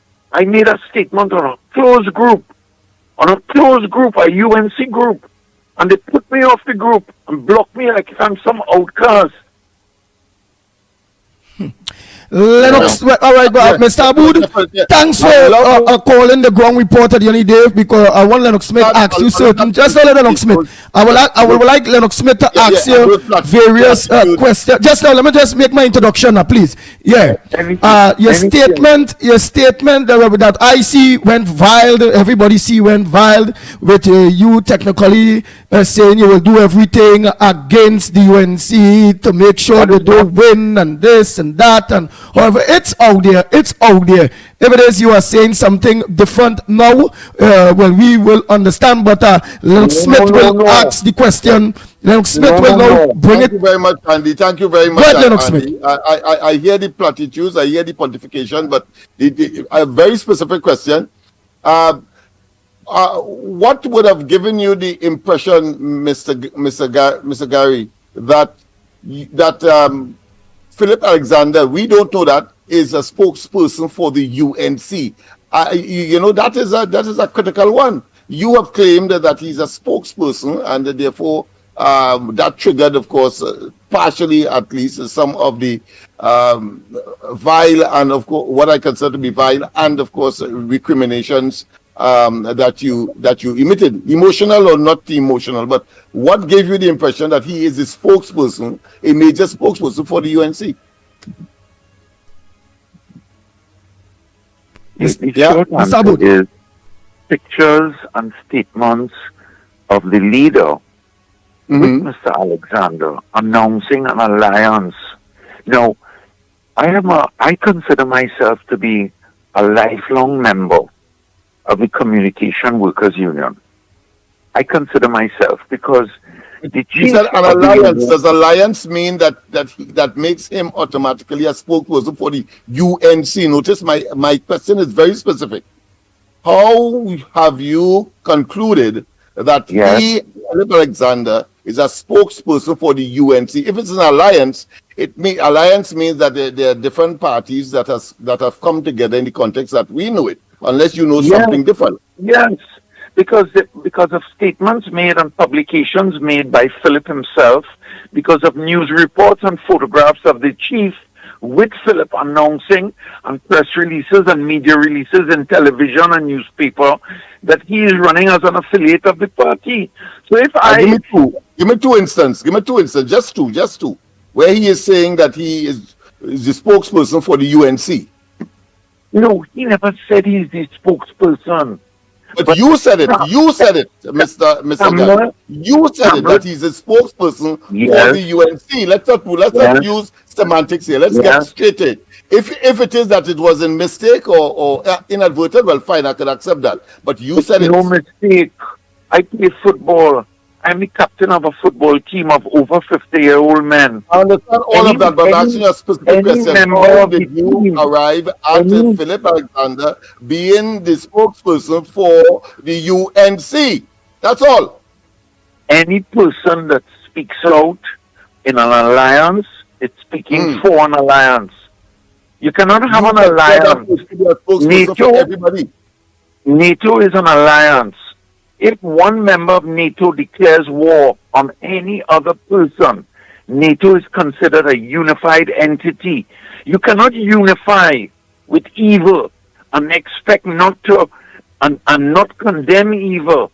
If you have a team and one member of the team is a murderer, then the entire team is responsible. Are you keeping that member on your Okay, I hear your argument, but listen to this. why didn't you not say that he is the spokesperson then for the UNC, the trade unions, and the other parties that were in fact part and parcel of that? You didn't call the trade unions nothing, Mr. Abu. They didn't call. All you stated was just the UNC, and the statement was just UNC when it about whole alliance. Of course, to identify the political leader as condoning some racial, what I consider to be unacceptable position that was never issued or contemplated or publicly announced by the UNC.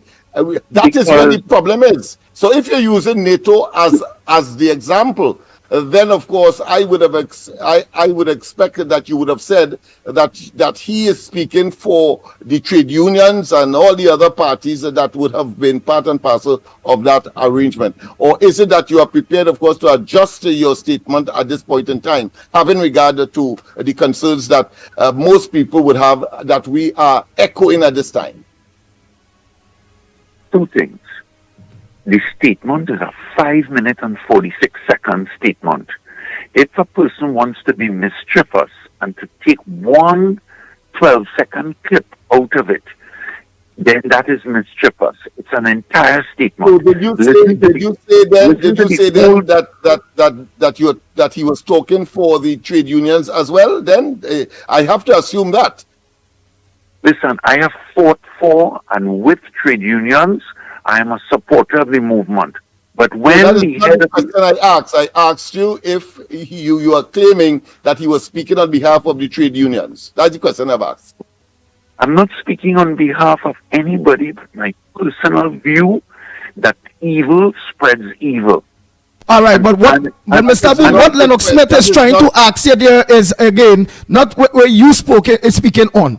All right, you mentioned that Philip Alexander has spoken on the behalf of the UNC. He also mentioned NATO and all those various things. So what he's asking is, the only person you mentioned was the UNC. Gary Abu is intelligent enough to answer. Why did you not only mention that Philip is talking on behalf of the UNC, on behalf of the trade unions, on behalf of everybody that was aligned? Philip didn't join the trade union. Philip didn't join the trade unions. Philip joined the UNC. And I have spoken at many a Kasabo where I've been invited to speak on matters of critical national importance in the trade union movement. I consider myself to be a supporter of the trade union movement, one of the people that fought for the OSHA, protection of workers and protection of citizens for 20 years. So my life must just be whittled down. Are you saying then that the only alliance? Go ahead, Lennox. Andy, right? Are you saying then that the trade unions must be separate and apart from the statement that you would have made? You were not referring to the trade unions because they is a part of the alliance. My statement was very specific. Philip is the mouthpiece of the UNC. That is how the public views it. The public. I'm not talking about you alone. How is that possible? The UNC has just to inform you, Mr. Gary Griffith. The UNC has a PRO. Yeah. It's Mr. Mingo. Not so? Yeah. And therefore, if I am in the public and he speaks, I would know that is a statement coming from the UNC. How could you now, based on your, I would consider now illogic logic, conclude that Philip Alexander spoke on behalf of the UNC?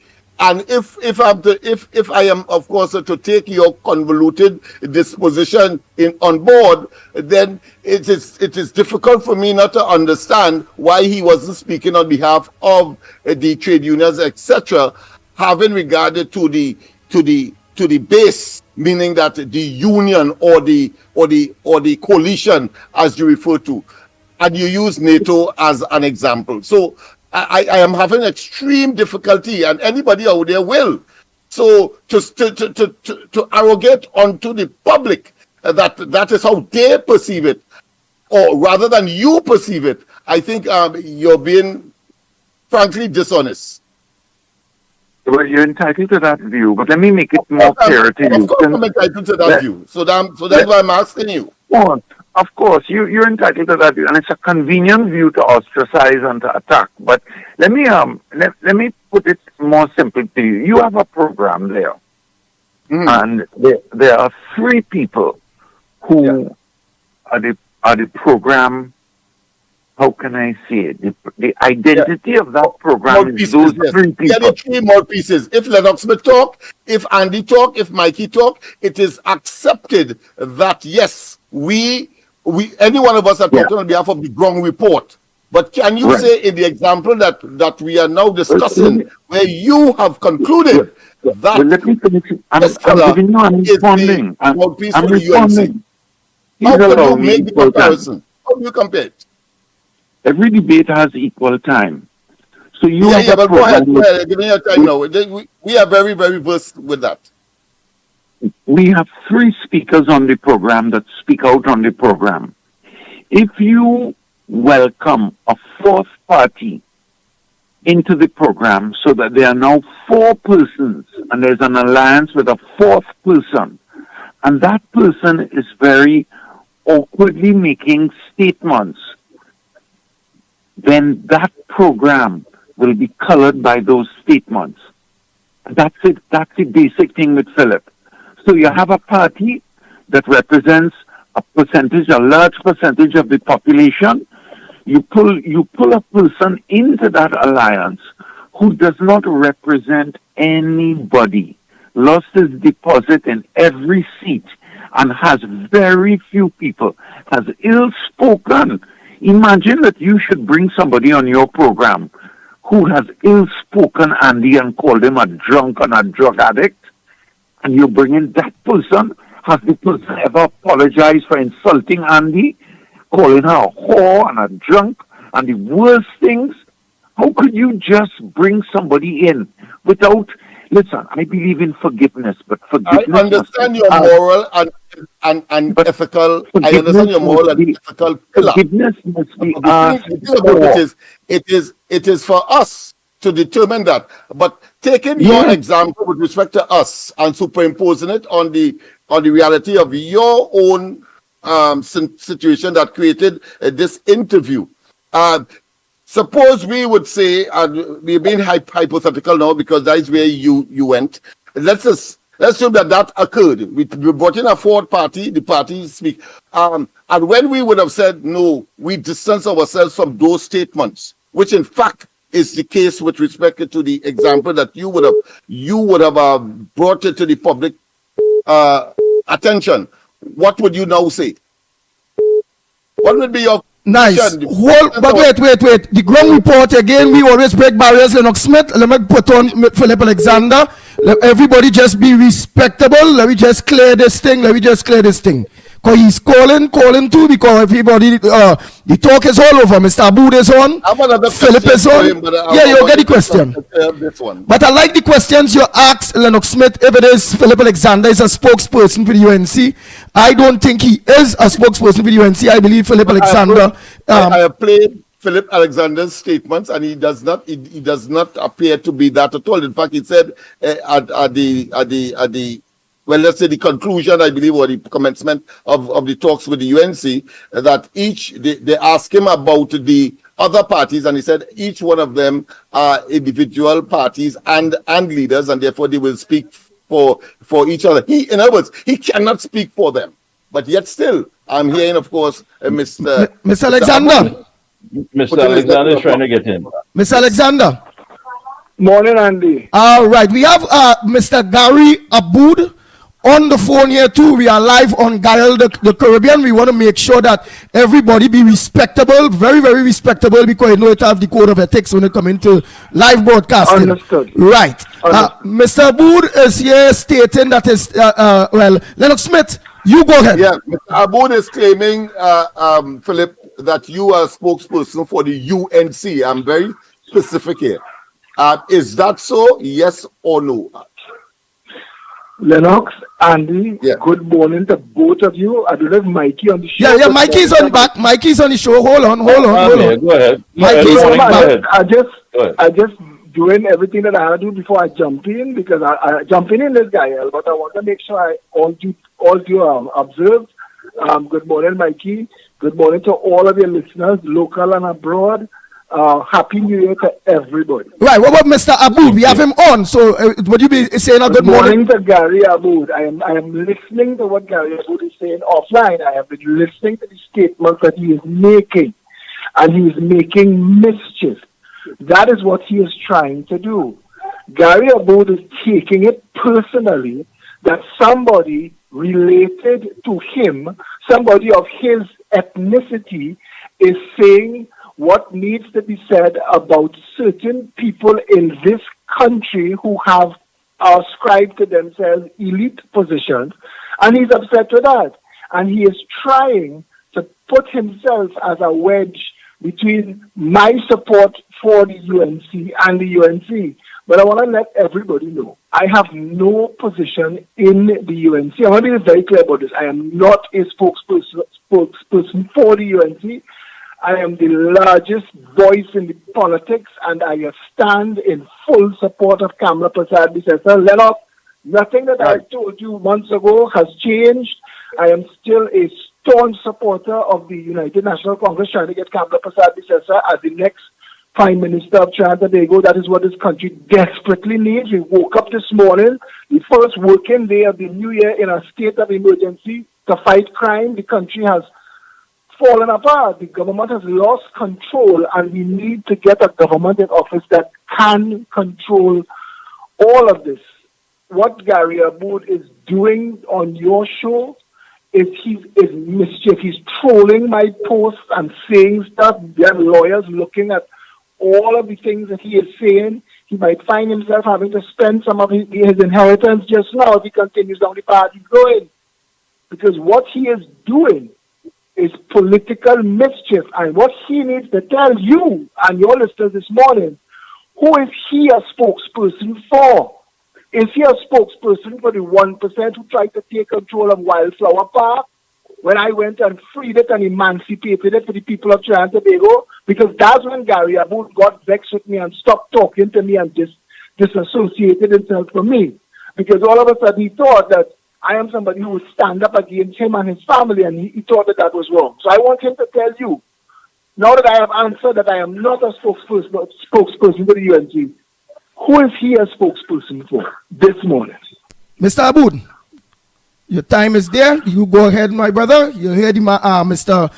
Philip Alexander is saying he's not no spokesperson for the UNC. He's just supporting the UNC. And he would like to know who... if it is, well, you heard him, Mr. Aboud. Go ahead, you have your time, right? If it is, you think you make any mistake, you have the opportunity to clear it up based on some of the statements that come out. Well, they say it was private. It was private, and you don't know how them things reach out there. Go ahead, Mr. Aboud.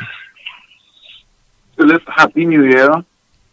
You forgot to tell them that I invited you to go to church with me on Christmas Eve. I invited you to my family's Christmas dinner. I invited you yesterday to come and break bread with me again. I also invited Wade. I'm close to a lot of good people, and I have no grievance against you. The Wildflower Park issue, I was never against you. I made no public comment. I don't know where you got this thing that I was upset about Wildflower Park. The success that Indians have had in this country make them the largest contributor of the 1%. The Indians are the largest wealth aggregators in the country, and I have no shame in any association with anybody, the Paladins. I have no shame about the success of people who have worked their way up. What I have a problem with is armchair critics who have not worked their way up, who spend all their time just commenting and spreading hate. And as I've told you already privately, spreading hate must stop. You have to be able to embrace the success and blessing that each of the persons have brought to this country. And attacking rich people or attacking rich Syrian people like yourself. Although I don't know what work you did to acquire your wealth, and I'm very proud of you that you have been able to acquire multi-million-dollar properties. But spreading hate, I am not going to spread hate about the fact that you are a big landowner with hundreds of thousands of dollars of income every month. That is your blessing. I'm not going to throw hate on you, but don't throw hate on me. I am not representing anybody. Plenty people of Indian extract have contacted me and said, I am a member of the UNC and I support what you are saying. Even when let me know when you let me jump in. Yeah. Well, ask Mr. Aboud then. Look, he's telling you all we are to tell you today and how rich you are. No. But in all seriousness, gentlemen, I mean, come on. I'm listening to some sort of. This is a display of some of the best verbal acrobatics I've heard coming from Mr. Aboud. The bottom line here is this has nothing to do with whose wealth or whatever. A question was asked. It has been cleared up by Mr. Alexander, who is on the program. He made it quite clear, crystal clear. He is not the voice of the UNC. He is not the spokesperson for the UNC. Now we go back to Mr. Aboud, who is flipping, dipping, and skipping, and not getting to the core issue here. Is it that he believes that a certain group of people, a certain group of people have been painted with a broad brush? A statement was made on a program that has gone global about a community saying that they are the 1%ers, they are the ones who are the puppeteers. How many people from that community came out and distanced themselves from that statement? A good bit did. Right? And nobody thought at that point in time that what was said was one man representing that community. Okay, but Mr. Aboud was confident to make his statement, whether in a private capacity or on a chat. He was confident. He was confident to say, listen, this is the genesis of the hate. This is what's breeding the hate and dividing us in this country. And I don't mind working with anybody to get these people to ensure that they do not. He was confident to say that. The issue here is, and we could dance around it for the rest of the day, Mr. Aboud has been hit where it matters the most. And he understands what a real social pushback is all about. His bottom line was affected throughout the season. And now he's looking for a life raft to hold on to. A life raft, my friend, that basically is based on straw. It holds nothing. There's no substance. We are waking up here in a state of emergency. And that is where our focus has to be. How did we get here? It didn't happen overnight. It was a complete display of failure after failure. And Mr. Aboud, for whatever reason, is not making that the priority. And I would like to just add one thing, please. Because the day that Gary Aboud made his now infamous video where he's saying all these things that I attacking Indian people are 1%, ago, why am I shipping it? I think the video he told them, the video they tell me, I don't know if that's true. But I want to remind Gary Aboud something here. What I have been saying is the problem I am having is the disproportional distribution of the country's foreign exchange resources. And it looks like one group is getting it. That morning, I had done a video and I had named a store, a chain of stores that are opening all over the place. And it is literally full of crap. It is plastic crap from China that is in these stores. And I asked the question, where are they getting their foreign exchange from? And Trinidadians are incensed about this. Gary's trying to pander to the East Indian community here and making this about race. But this is not about race. This is about political access. Who has political access to Keith Rowley's government? Because Keith Rowley's government is playing Papa God in the country and determining who gets an economic life raft and who dies economically. Because there are plenty of people, he come and make a statement just now, people in the East Indian community calling him to tell him they support him. He is lying. And I can tell you something. There have a lot of good people in this country and every creed and race. I know a gentleman, a Caucasian gentleman, I know him my entire life. His business had to close down because he couldn't get foreign exchange. Then there's the issue of what's going on in the Food and Drug Division. There's the issue of what's going on in the Health Department. There's the situation of what's going on in Customs. it seems to be an uneven play field, and some people's goods getting whoosh out of the port. Some people going in the bank and you don't see them in the line begging for the 200 US. And the rest of Trinidad and Tobago has gotten to the point where they are bruised and battered. People's businesses are failing. So Gary Aboud needs to tell Trinidad and Tobago this morning, what is he manufacturing and exporting that allows him to get this foreign exchange that he gets to import curtains and towels and blankets? This is not about his business.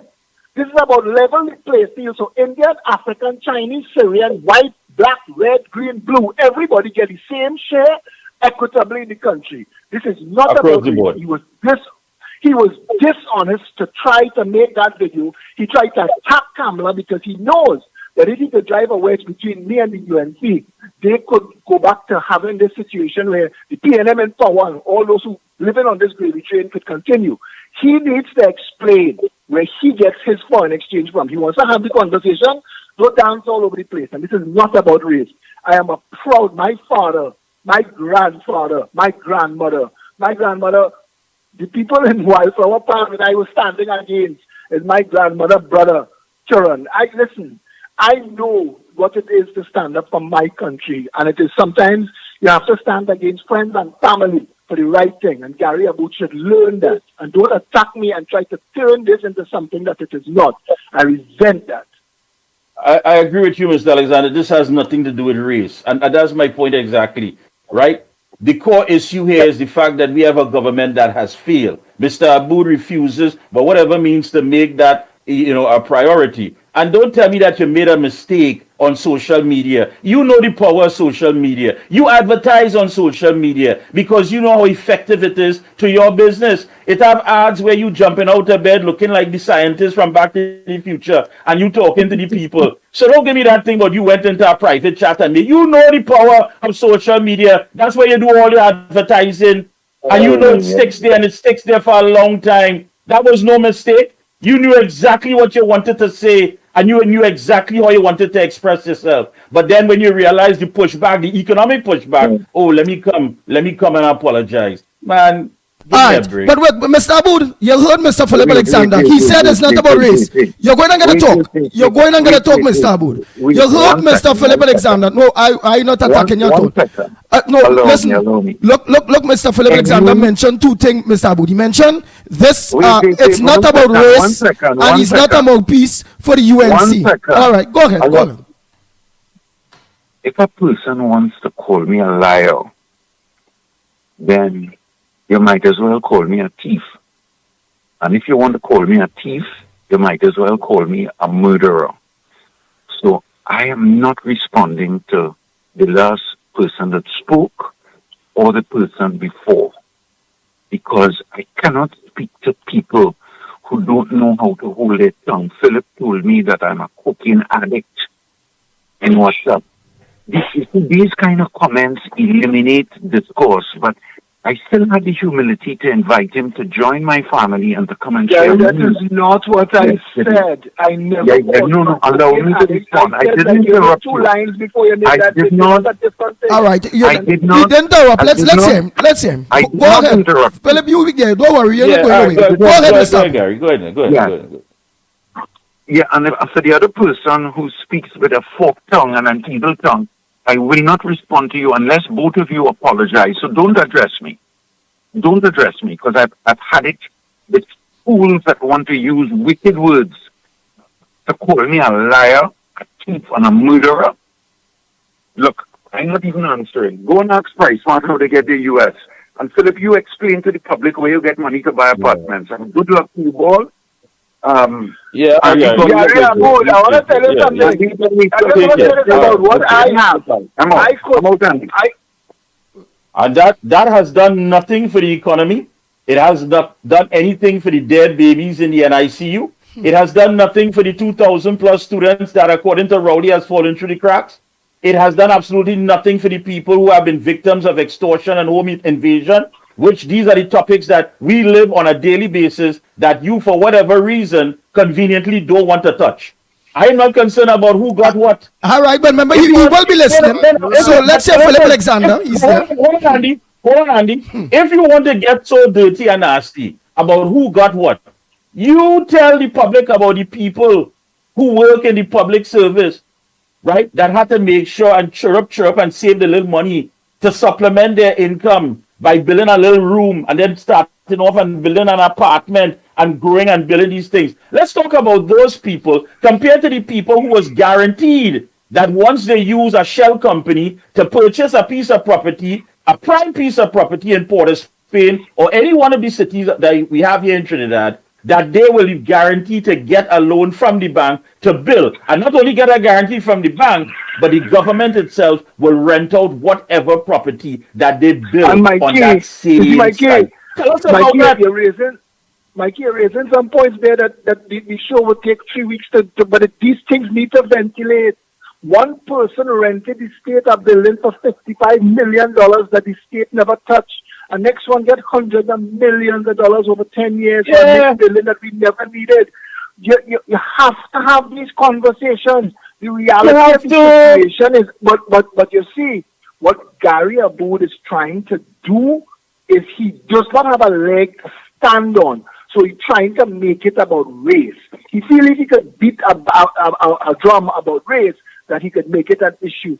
But the Syrian community does not stand with what he is saying, and they know that is nonsense. Now, in every race, ethnicity, religion, organization, you will find people that do it wrong.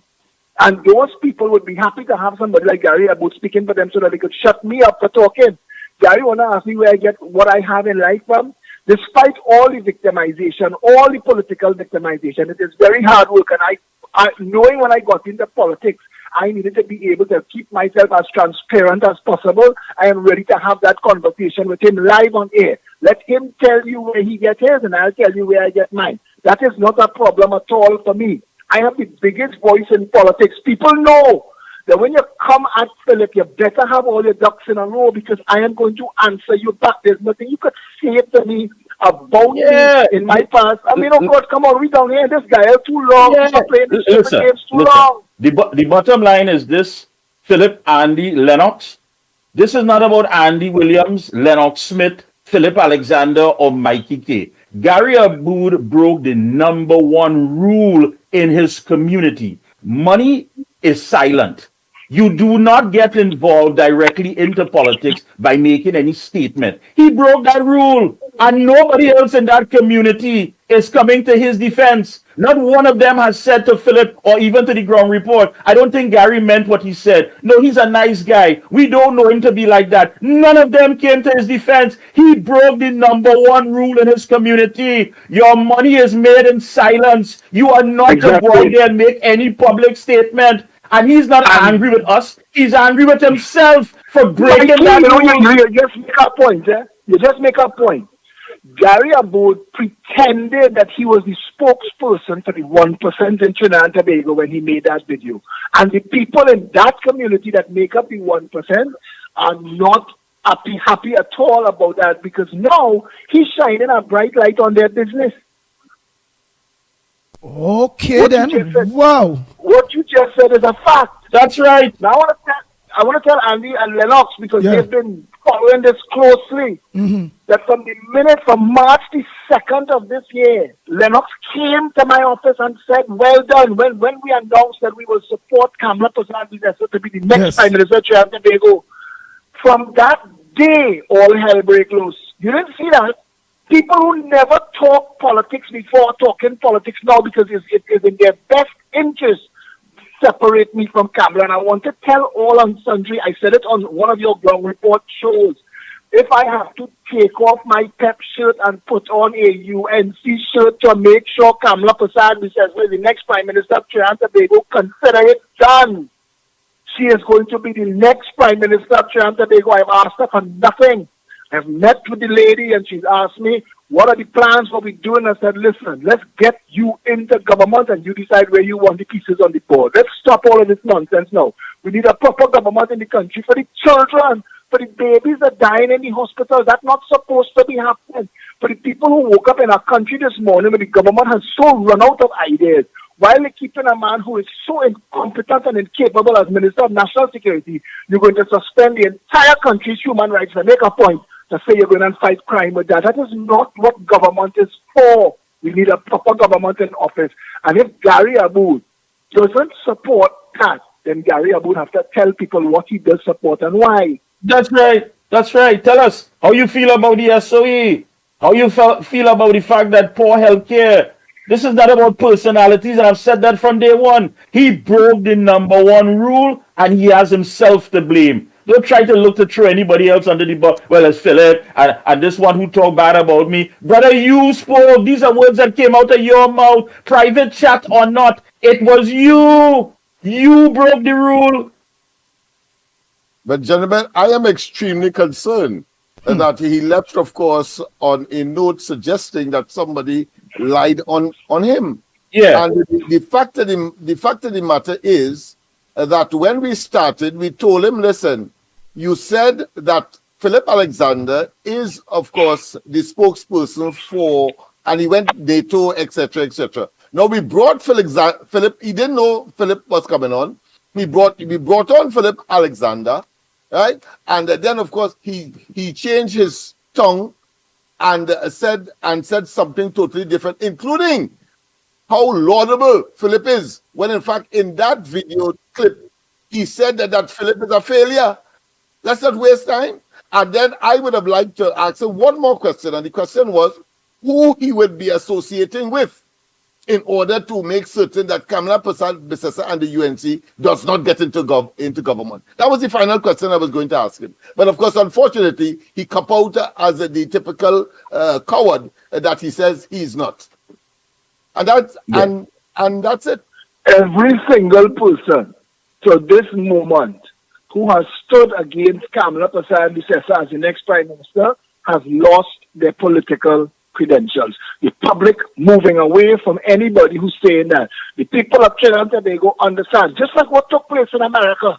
They tried to demonize Trump. They tried to say the worst things about Trump, and he win nearly the biggest victory in the history. What have the PNM and their handlers panicked is Kamala Persad-Bissessar is about to win single-handedly, no coalition. She has a coalition of interests. You see how that's called? How that is framed? That is all of us. The interest we have is a better Trinidad and Tobago for the children, for everybody could get their US and everything. They know that Kamala Persad-Bissessar is about to win the largest majority. She is going to eclipse what the NAR did in 1986. She is going to win a special majority in Trinidad and Tobago. I concur, my friend. People are going to give her a mandate to clean up Trinidad and Tobago. She has taken her licks for 10 years and has stood stoically as a symbol of strength and decency in the country. And it is time to replace these misfits with something that works. And to everybody else outside there who telling me join with this pop-up and join with that pop-up and together we will make a third force. That is nonsense. Those numbers do not compute. There is nothing else for Trinidad and Tobago now but to close ranks, stand with Kamala, get this PNM out. We will deal with every other issue that we have to deal with after. But if we take a chance, if we play mad, if we put God out of our thoughts at all and let this bandit clan slip back in, but the country dead. I'm telling you, the country dead. And who don't have plane ticket, go and make a friend with a fisherman. Get a ride on a pirogue. Let them drop you somewhere. Grenada, St. Kitts, and just get out because Trinidad, look at where we are. This morning, every other island in the Caribbean prospering. Jamaica, who was the bad boy? Their tourism now skyrocketing, their crime under control. Guyana, that was the economic basket case, the third largest economy in the world. Where is Trinidad and Tobago? Going down the drain. Every single day it worse. 650 murders in a year. Every day it worse. They kill a man who made he was part of the director of public prosecutions. He was part of the SSA, a strong law enforcement. They kill the man coming from church. They sit down and wait for the man coming from church. And Trinidadians ain't wake up yet. People think they're safe. Nobody's safe in this country. The government has made a right mess of it. And we need to fix that. And the only way, the only remedy, the only solution is an election where every strong voice aligns with Kamala Persad-Bissessar leading the UNC and rescue this country. Thanks so very much, Mr. Philip Alexander, man. You keep up the great work. I just disappointed that Mr. Aboud is somehow, and that is what he did with his video. Somehow we come up with saying about how who calling it we are technically saying he's a thief, he's a liar, nobody never said that. Andy, that is nobody is saying that. Forget that. That's just a whole. So I call it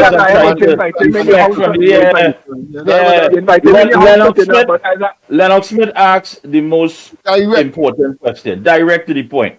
How is it that Philip Alexander is the voice of the UNC? Who said so? When was that established? Was that confirmed?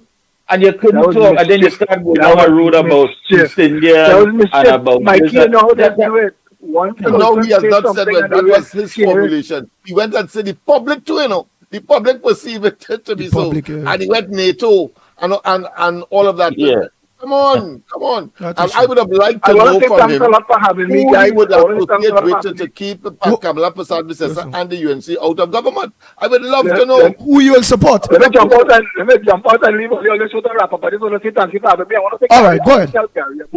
I want to just tell Gary about something like on here. Listen, I will come by your house and eat dinner, and I will come by your house and spend time with the family, no problem at all. But stop, as Mikey K said just now, stop making politics where there's no politics. If I ask a question about the foreign exchange in the country, you have to be fair enough to say, listen, you come on your video and you say, I got 1% and I'm defending it, no problem at all. Then, all right. Where are you getting your foreign exchange from? Because some people can't get foreign exchange to keep the children in school or to get medicine. They want to know. People rightly have an interest in that. They need to know the difference. What is the difference between you and them? How do you get it and they can? And that was the only conversation. But I want to tell Gary, I am still not calling him any names, and I am not calling anybody any names. People waited that night for me to hit him, you know. People sit down with their popcorn. They say, now, Gary, about you in trouble because you attacked the wrong man. But you know what? I did a very sedate. I know right now the position that I hold, head of the Progressive Empowerment Party, but a strong supporter, Kamala Prasad, because I have to take a different tack, and I understand that. I want to tell Gary about fix your business, come back. We will shake hands publicly. You need to endorse Kamala Prasad, because anything else is madness. Right, but right now he's on. Before I go, right now he's on. He's on the chat. He's saying the PNM and UNC are both corrupt politicians who get rich in office. Right, but I like the shake hand you're sending out for him. I hope that he's listening. Well, he's listening because he's on, because this is a recent chat. This not too long right that. Right, so call him again to come and all shake hands. Call him again and go ahead. Call on him again. He's listening. No, you listen and do it on your show, because your show did the work this morning, so nobody else should benefit. From report should benefit. Tell Gary Aboud I will come on the show again tomorrow if you all want us tomorrow, and I will publicly shake his hands. He will bury the hatchet. He needs to endorse Kamala Prasad. If he cares about people, if he cares about the children, if he cares about the elderly, if he cares about himself, he lives in a country where all his rights evaporated under a fake pandemic. He needs to understand that these people could turn his life into misery if they wanted to tomorrow. If he on the wrong side, as Mikey K said, listen, we all need to make sense with what we're saying now, Trinidad. Open the year in a state of emergency. There is no other conversation to have. The government has failed. We don't have a state of emergency because of a natural disaster. We don't have a state of emergency because of an uprising. We have a state of emergency because the government cannot fight crime. The government cannot secure the borders. The government cannot run customs and excise, to run the ports to make sure drugs and guns don't come into the country. The government has failed. We have a PNM state of emergency. We have a state of emergency because Keith Rowley and his band of incompetence cannot run the country. That is where we are this morning, and the next government has to look at that with regard to the Constitution and maybe address how you could use that ultimate tool of a state of emergency, because this is very close to them using it for politics. And I think that Trinidad and Tobago needs to be paying attention, and I know that the people are awake and they're waiting, calling like Mapati to vote. And I know that if Gary Aboud wants a better country for Trinidad and Tobago, he would stand up and apologize and support Kamala Prasad. Before I go, he write, if you stop the race comments, he also he's writing, ask Price Mat where they're getting the foreign export, ask Picos. I do. I ask everybody. The difference between Price Mart, if you want me to argue for Price Mart, I argue for Price Mart. The difference between him and Price Mart is Christian Mute and their companies, own companies that do manufacture it through exportation, but also that is a food company. If you want to tell me shut down Price Mart, all the sections that they have in Price Mart are beginning to not very fine. That's between them and the government. They did that during the COVID. But he is a food company. Where the people who bring in fluffy toys and teddy bears and cup. I mean, when you walk in this store that I was talking about, they have about 4 or 5 branches in about 3 months. And I asked him, these are container loads of goods. Where are you getting the foreign exchange from? That had to be asked. That had to be asked. If you say that the foreign exchange is scarce, then you have to put level medicine, food, anything that is important before you reach fluffy toys and cups. Not so? Yeah, all right. He also asks, all of a sudden, you switch your public statements that you supported. Well, Mr. Aboud, I watched it. Even if it is Mr. Philip Alexander, switch his public statements that he supported the PNM. So which he, all right. Even if he did support the PNM, but he does support them now for the better. I never supported the PNM. The PNM asked me during the Section 34 time to sit on a round table with them. I did. We dealt with that issue. Then they asked me to stay on. Keith Rowley offered me to run for Diego Martin Central because they didn't want to give it to Amy Brown. I said, no, thank you. That is how Darrell Smith got to run in Diego Martin Central. And when Darrell Smith became Groperman, that's how they parachute Simon in Obriga. Amy Brown still buzzing around the PNM, but they wouldn't give him a parliamentary seat because they don't want him to have any power in the party. We get a salary, we'll keep you on a leash, but you're not getting it. And I know all of this, but I have never publicly said, nowhere, no matter what Gary squared, the two Garys is trying this nonsense, ascribe things to you in a tongue-in-cheek manner. I am saying to Gary Aboud, who is coward, he's run out the conversation, but he's still in the conversation. I'm saying to him, I have never supported the PNM. And I want to say that he needs to do better. As a spokesperson for the 1%, he needs to do better. Before I go, he said, what about looking? And while I go in and read this last one, Mr. Aboud, while Philip is on, right? And I really would like you to, for on the ground report, for let us all put our differences aside, Mr. Aboud. He's asking if it is you will support Kamala Persad-Bissessar to make the changes that this country really and truly needs. And I want to believe Philip Alexander will be very honest, because what he's asking is, look at my decades of hard work. Right, so he's saying, look at his decade as hard work, Philip. And I know you're an honest man. The man really work hard. However it go, the only thing you're questioning is really he access. Gary and I have no problem. Let me tell you something. Yeah. When I was fighting for Wildflower Park, it had become real bad. Lawyers, they have a current political leader send me a reaction protocol letter fighting me for fighting for Wildflower Park. And I stood my ground and I fought for people to get back Wildflower Park. And for some reason, Gary Aboud had put out a post then distancing me, and he had referenced it. And Satish Ramsaran, who's our head of media, will have it to send to Gary, because Satish and Gary are very good friends. And Satish couldn't understand the position Gary was taking. But we had to let it slide. The next thing I heard from Gary Aboud was this video he put out calling up my name, saying all those things about me, saying things about Kamala, threatening the UNC with his vote. Listen, I could be angry this morning. I could be spitting venom. But I'm saying to Trinidad and Tobago, I'm not looking for enemies now. I'm looking to get the government out so we can get a proper government in. That is the only issue. Tell Gary Aboud, if that's the position you want to come from, let us meet and shake hands on ground report. I open to that. Nice. So give him the position again before you go, because I would like him to organize and meet on the ground report, and you and he shake hands. Tell him what you expect of him. Of Gary? Yeah, he's listening. Gary to put country first. Anybody who's putting country first this morning, listen, you have to be a total and complete madman to think the PNM doing a good job. Nobody thinks the PNM doing a good job.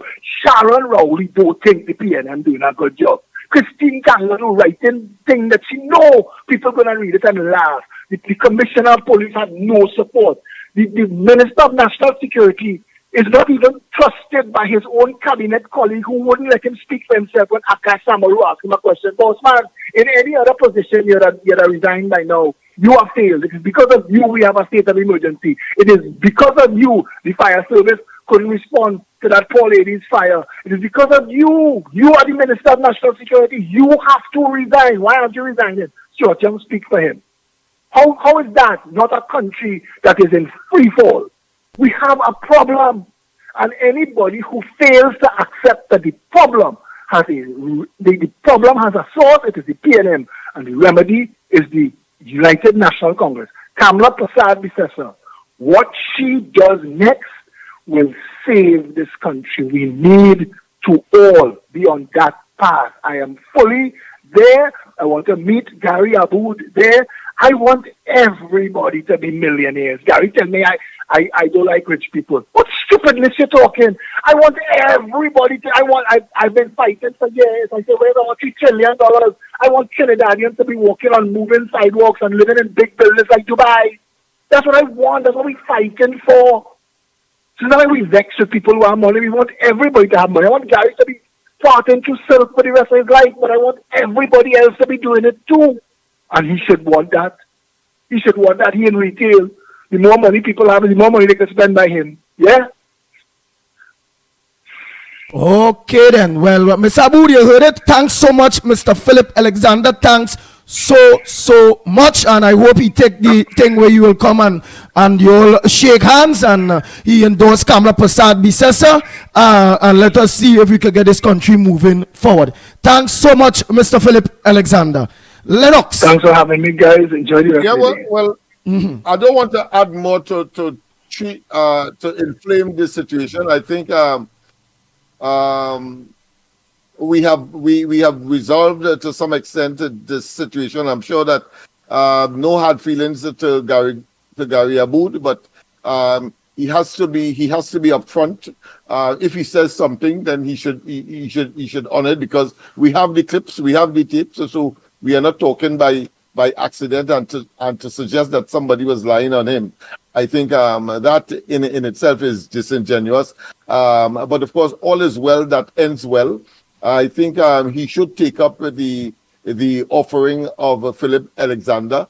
I personally had taken a personal interest in those statements, all of which I consider to be very aggressive, toxic, and vitriolic, and really and truly does not represent the reality of Trinidad and Tobago as far as the UNC and Kamala Prasad Bisesa is concerned, particularly in the area of the accusation of race baiting and some kind of illusionary toxicity, when in fact the reality is what Philip Alexander has eloquently, of course, described as the best fit and the best alternative to this government, and therefore we should do nothing to try to in any way put hurdles to stymie or to prevent the inevitable. I said this morning, and I say it now, having regard, of course, to the present circumstances of the country and SOE that is nonsensical, asinine, and really a knee-jerk by people who clearly have mismanaged and are extremely corrupt, that there is a need to be focused, and indeed, instead of calling SOE, there should be, of course, elections being called, and the government clearly is a lame duck government, and the only solution has to be Kamala Prasad Bisesa and the UNC. As I said, I would have liked to hear him where he got. No, what Gary said, Lennox Smith, he said, "I bear no hate. Listen to the entire message," right? But don't worry about that, Mr. Aboud. I believe if it is that the content and what it is you put out there was miscued, I believe you should do a video. Just do a video and apologizing to Kamala Prasad, because what Lennox Smith, the question Lennox Smith brought to you there was very and truly the real one, which is what made you feel that Philip is a spokesperson? Right? So, but Philip is not the spokesperson for the UNC, right, at the end of the day. And Philip came on and he also agreed that he's not no spokesperson for no UNC. He on his own is who think about that. So I believe you should organize, make a video, apologize to Kamala Prasad Bisesa and the UNC. And you and Philip organize and will shake hands and let us organize and see if we could rid, because you're saying the both of them bad, right, Mr. Aboud? But at the end of the day, it will be either or. It will be either or. It will be no new party, Mr. Aboud. This is a fact. We get 10 years at the PNM. We can't take our next 5 years. You know me and you the store good. We cannot take our next 5 years, Mr. Aboud. So genuinely, with all the people that you come out to protest with us, you fight for this, you fight for that, and all the wrong, the people who get locked out of the country during the COVID, the bad injections, there are people, force people to take injections or to lead the work. I know it have a lot of things that you genuinely fight for. And I'm saying that your statement, the public didn't take it in the way that you thinking that they take it, and the public did not take Philip's statement the way he and all said it either. All I'm telling you is, please, that statement, look, everybody take your statement as is. We can't read you no different to how it is it came out, right? And just to let him know that there's no animosity. No animosity. Anywhere.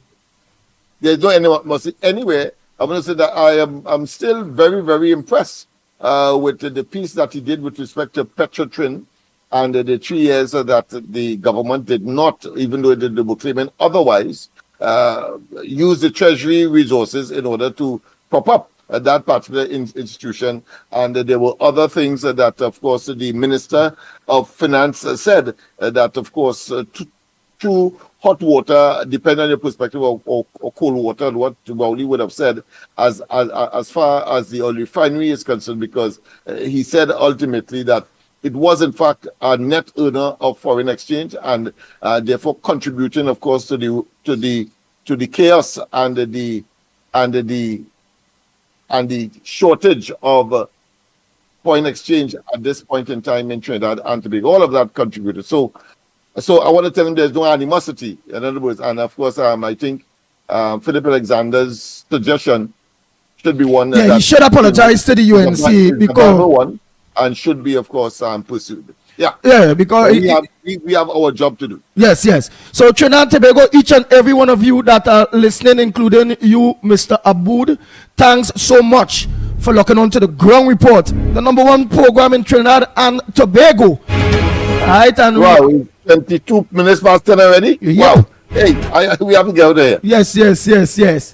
So again, Mr. Aboud, let's do the honorable thing, do a video, because when you come across it, come like you come across talking for the PNM when you said you will join anybody and anything in order to make sure that Kamala Prasad Bisesa and the UNC don't get back into power because of their alignment with Philip Alexander. And yes, I cannot see how people could misinterpret that. I mean, it's just so just to say what do what Andy suggests. That's the only way out, because that is indelibly implanted, and of course part of the public records are of course attributed to him. There's no way you can get away from that. Can't get away from that, in Mr. Aboud. They really can't. Yeah. So just do that. Just organize, apologize, and let me move on. And sympathize, and let me move on that. Because you was wrong. You say anybody. All right. Look, we on the Ground Report associated ourselves with you. So should that mean that somebody should call in the Ground Report is the worst, the Ground Report this, the Ground Report that, because they have no right to associate themselves with Gary Aboud, or the Ground Report this or the Ground Report that, because they associate themselves with Philip Alexander, or the Ground Report is it? No.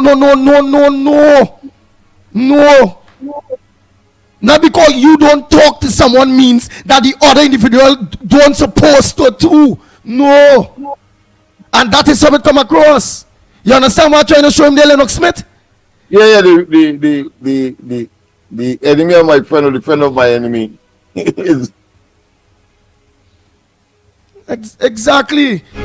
All right, so each and every one of you have a blessed day. Or until tomorrow, please God, don't forget Corridor Transformation tonight. Yes, we're on tonight. Yeah. With yours truly, Lennox Smith. Oh boy, oh boy, oh boy, oh boy. Again, the Ground Report breaking barriers, Lennox Smith.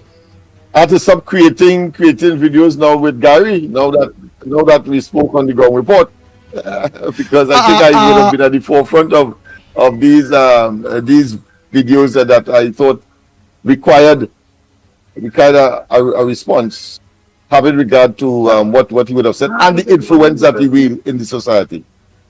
Exactly. Oh boy. So Trinidad and Tobago, we are out of here until tomorrow morning, please God. 6 a.m. to 10 a.m. right here. Real Media TT Facebook, Real Media TT YouTube, Corridor Transformation Facebook, Workers' Right Platform, and on the Ground Report YouTube itself too. Oh boy, oh boy, oh boy.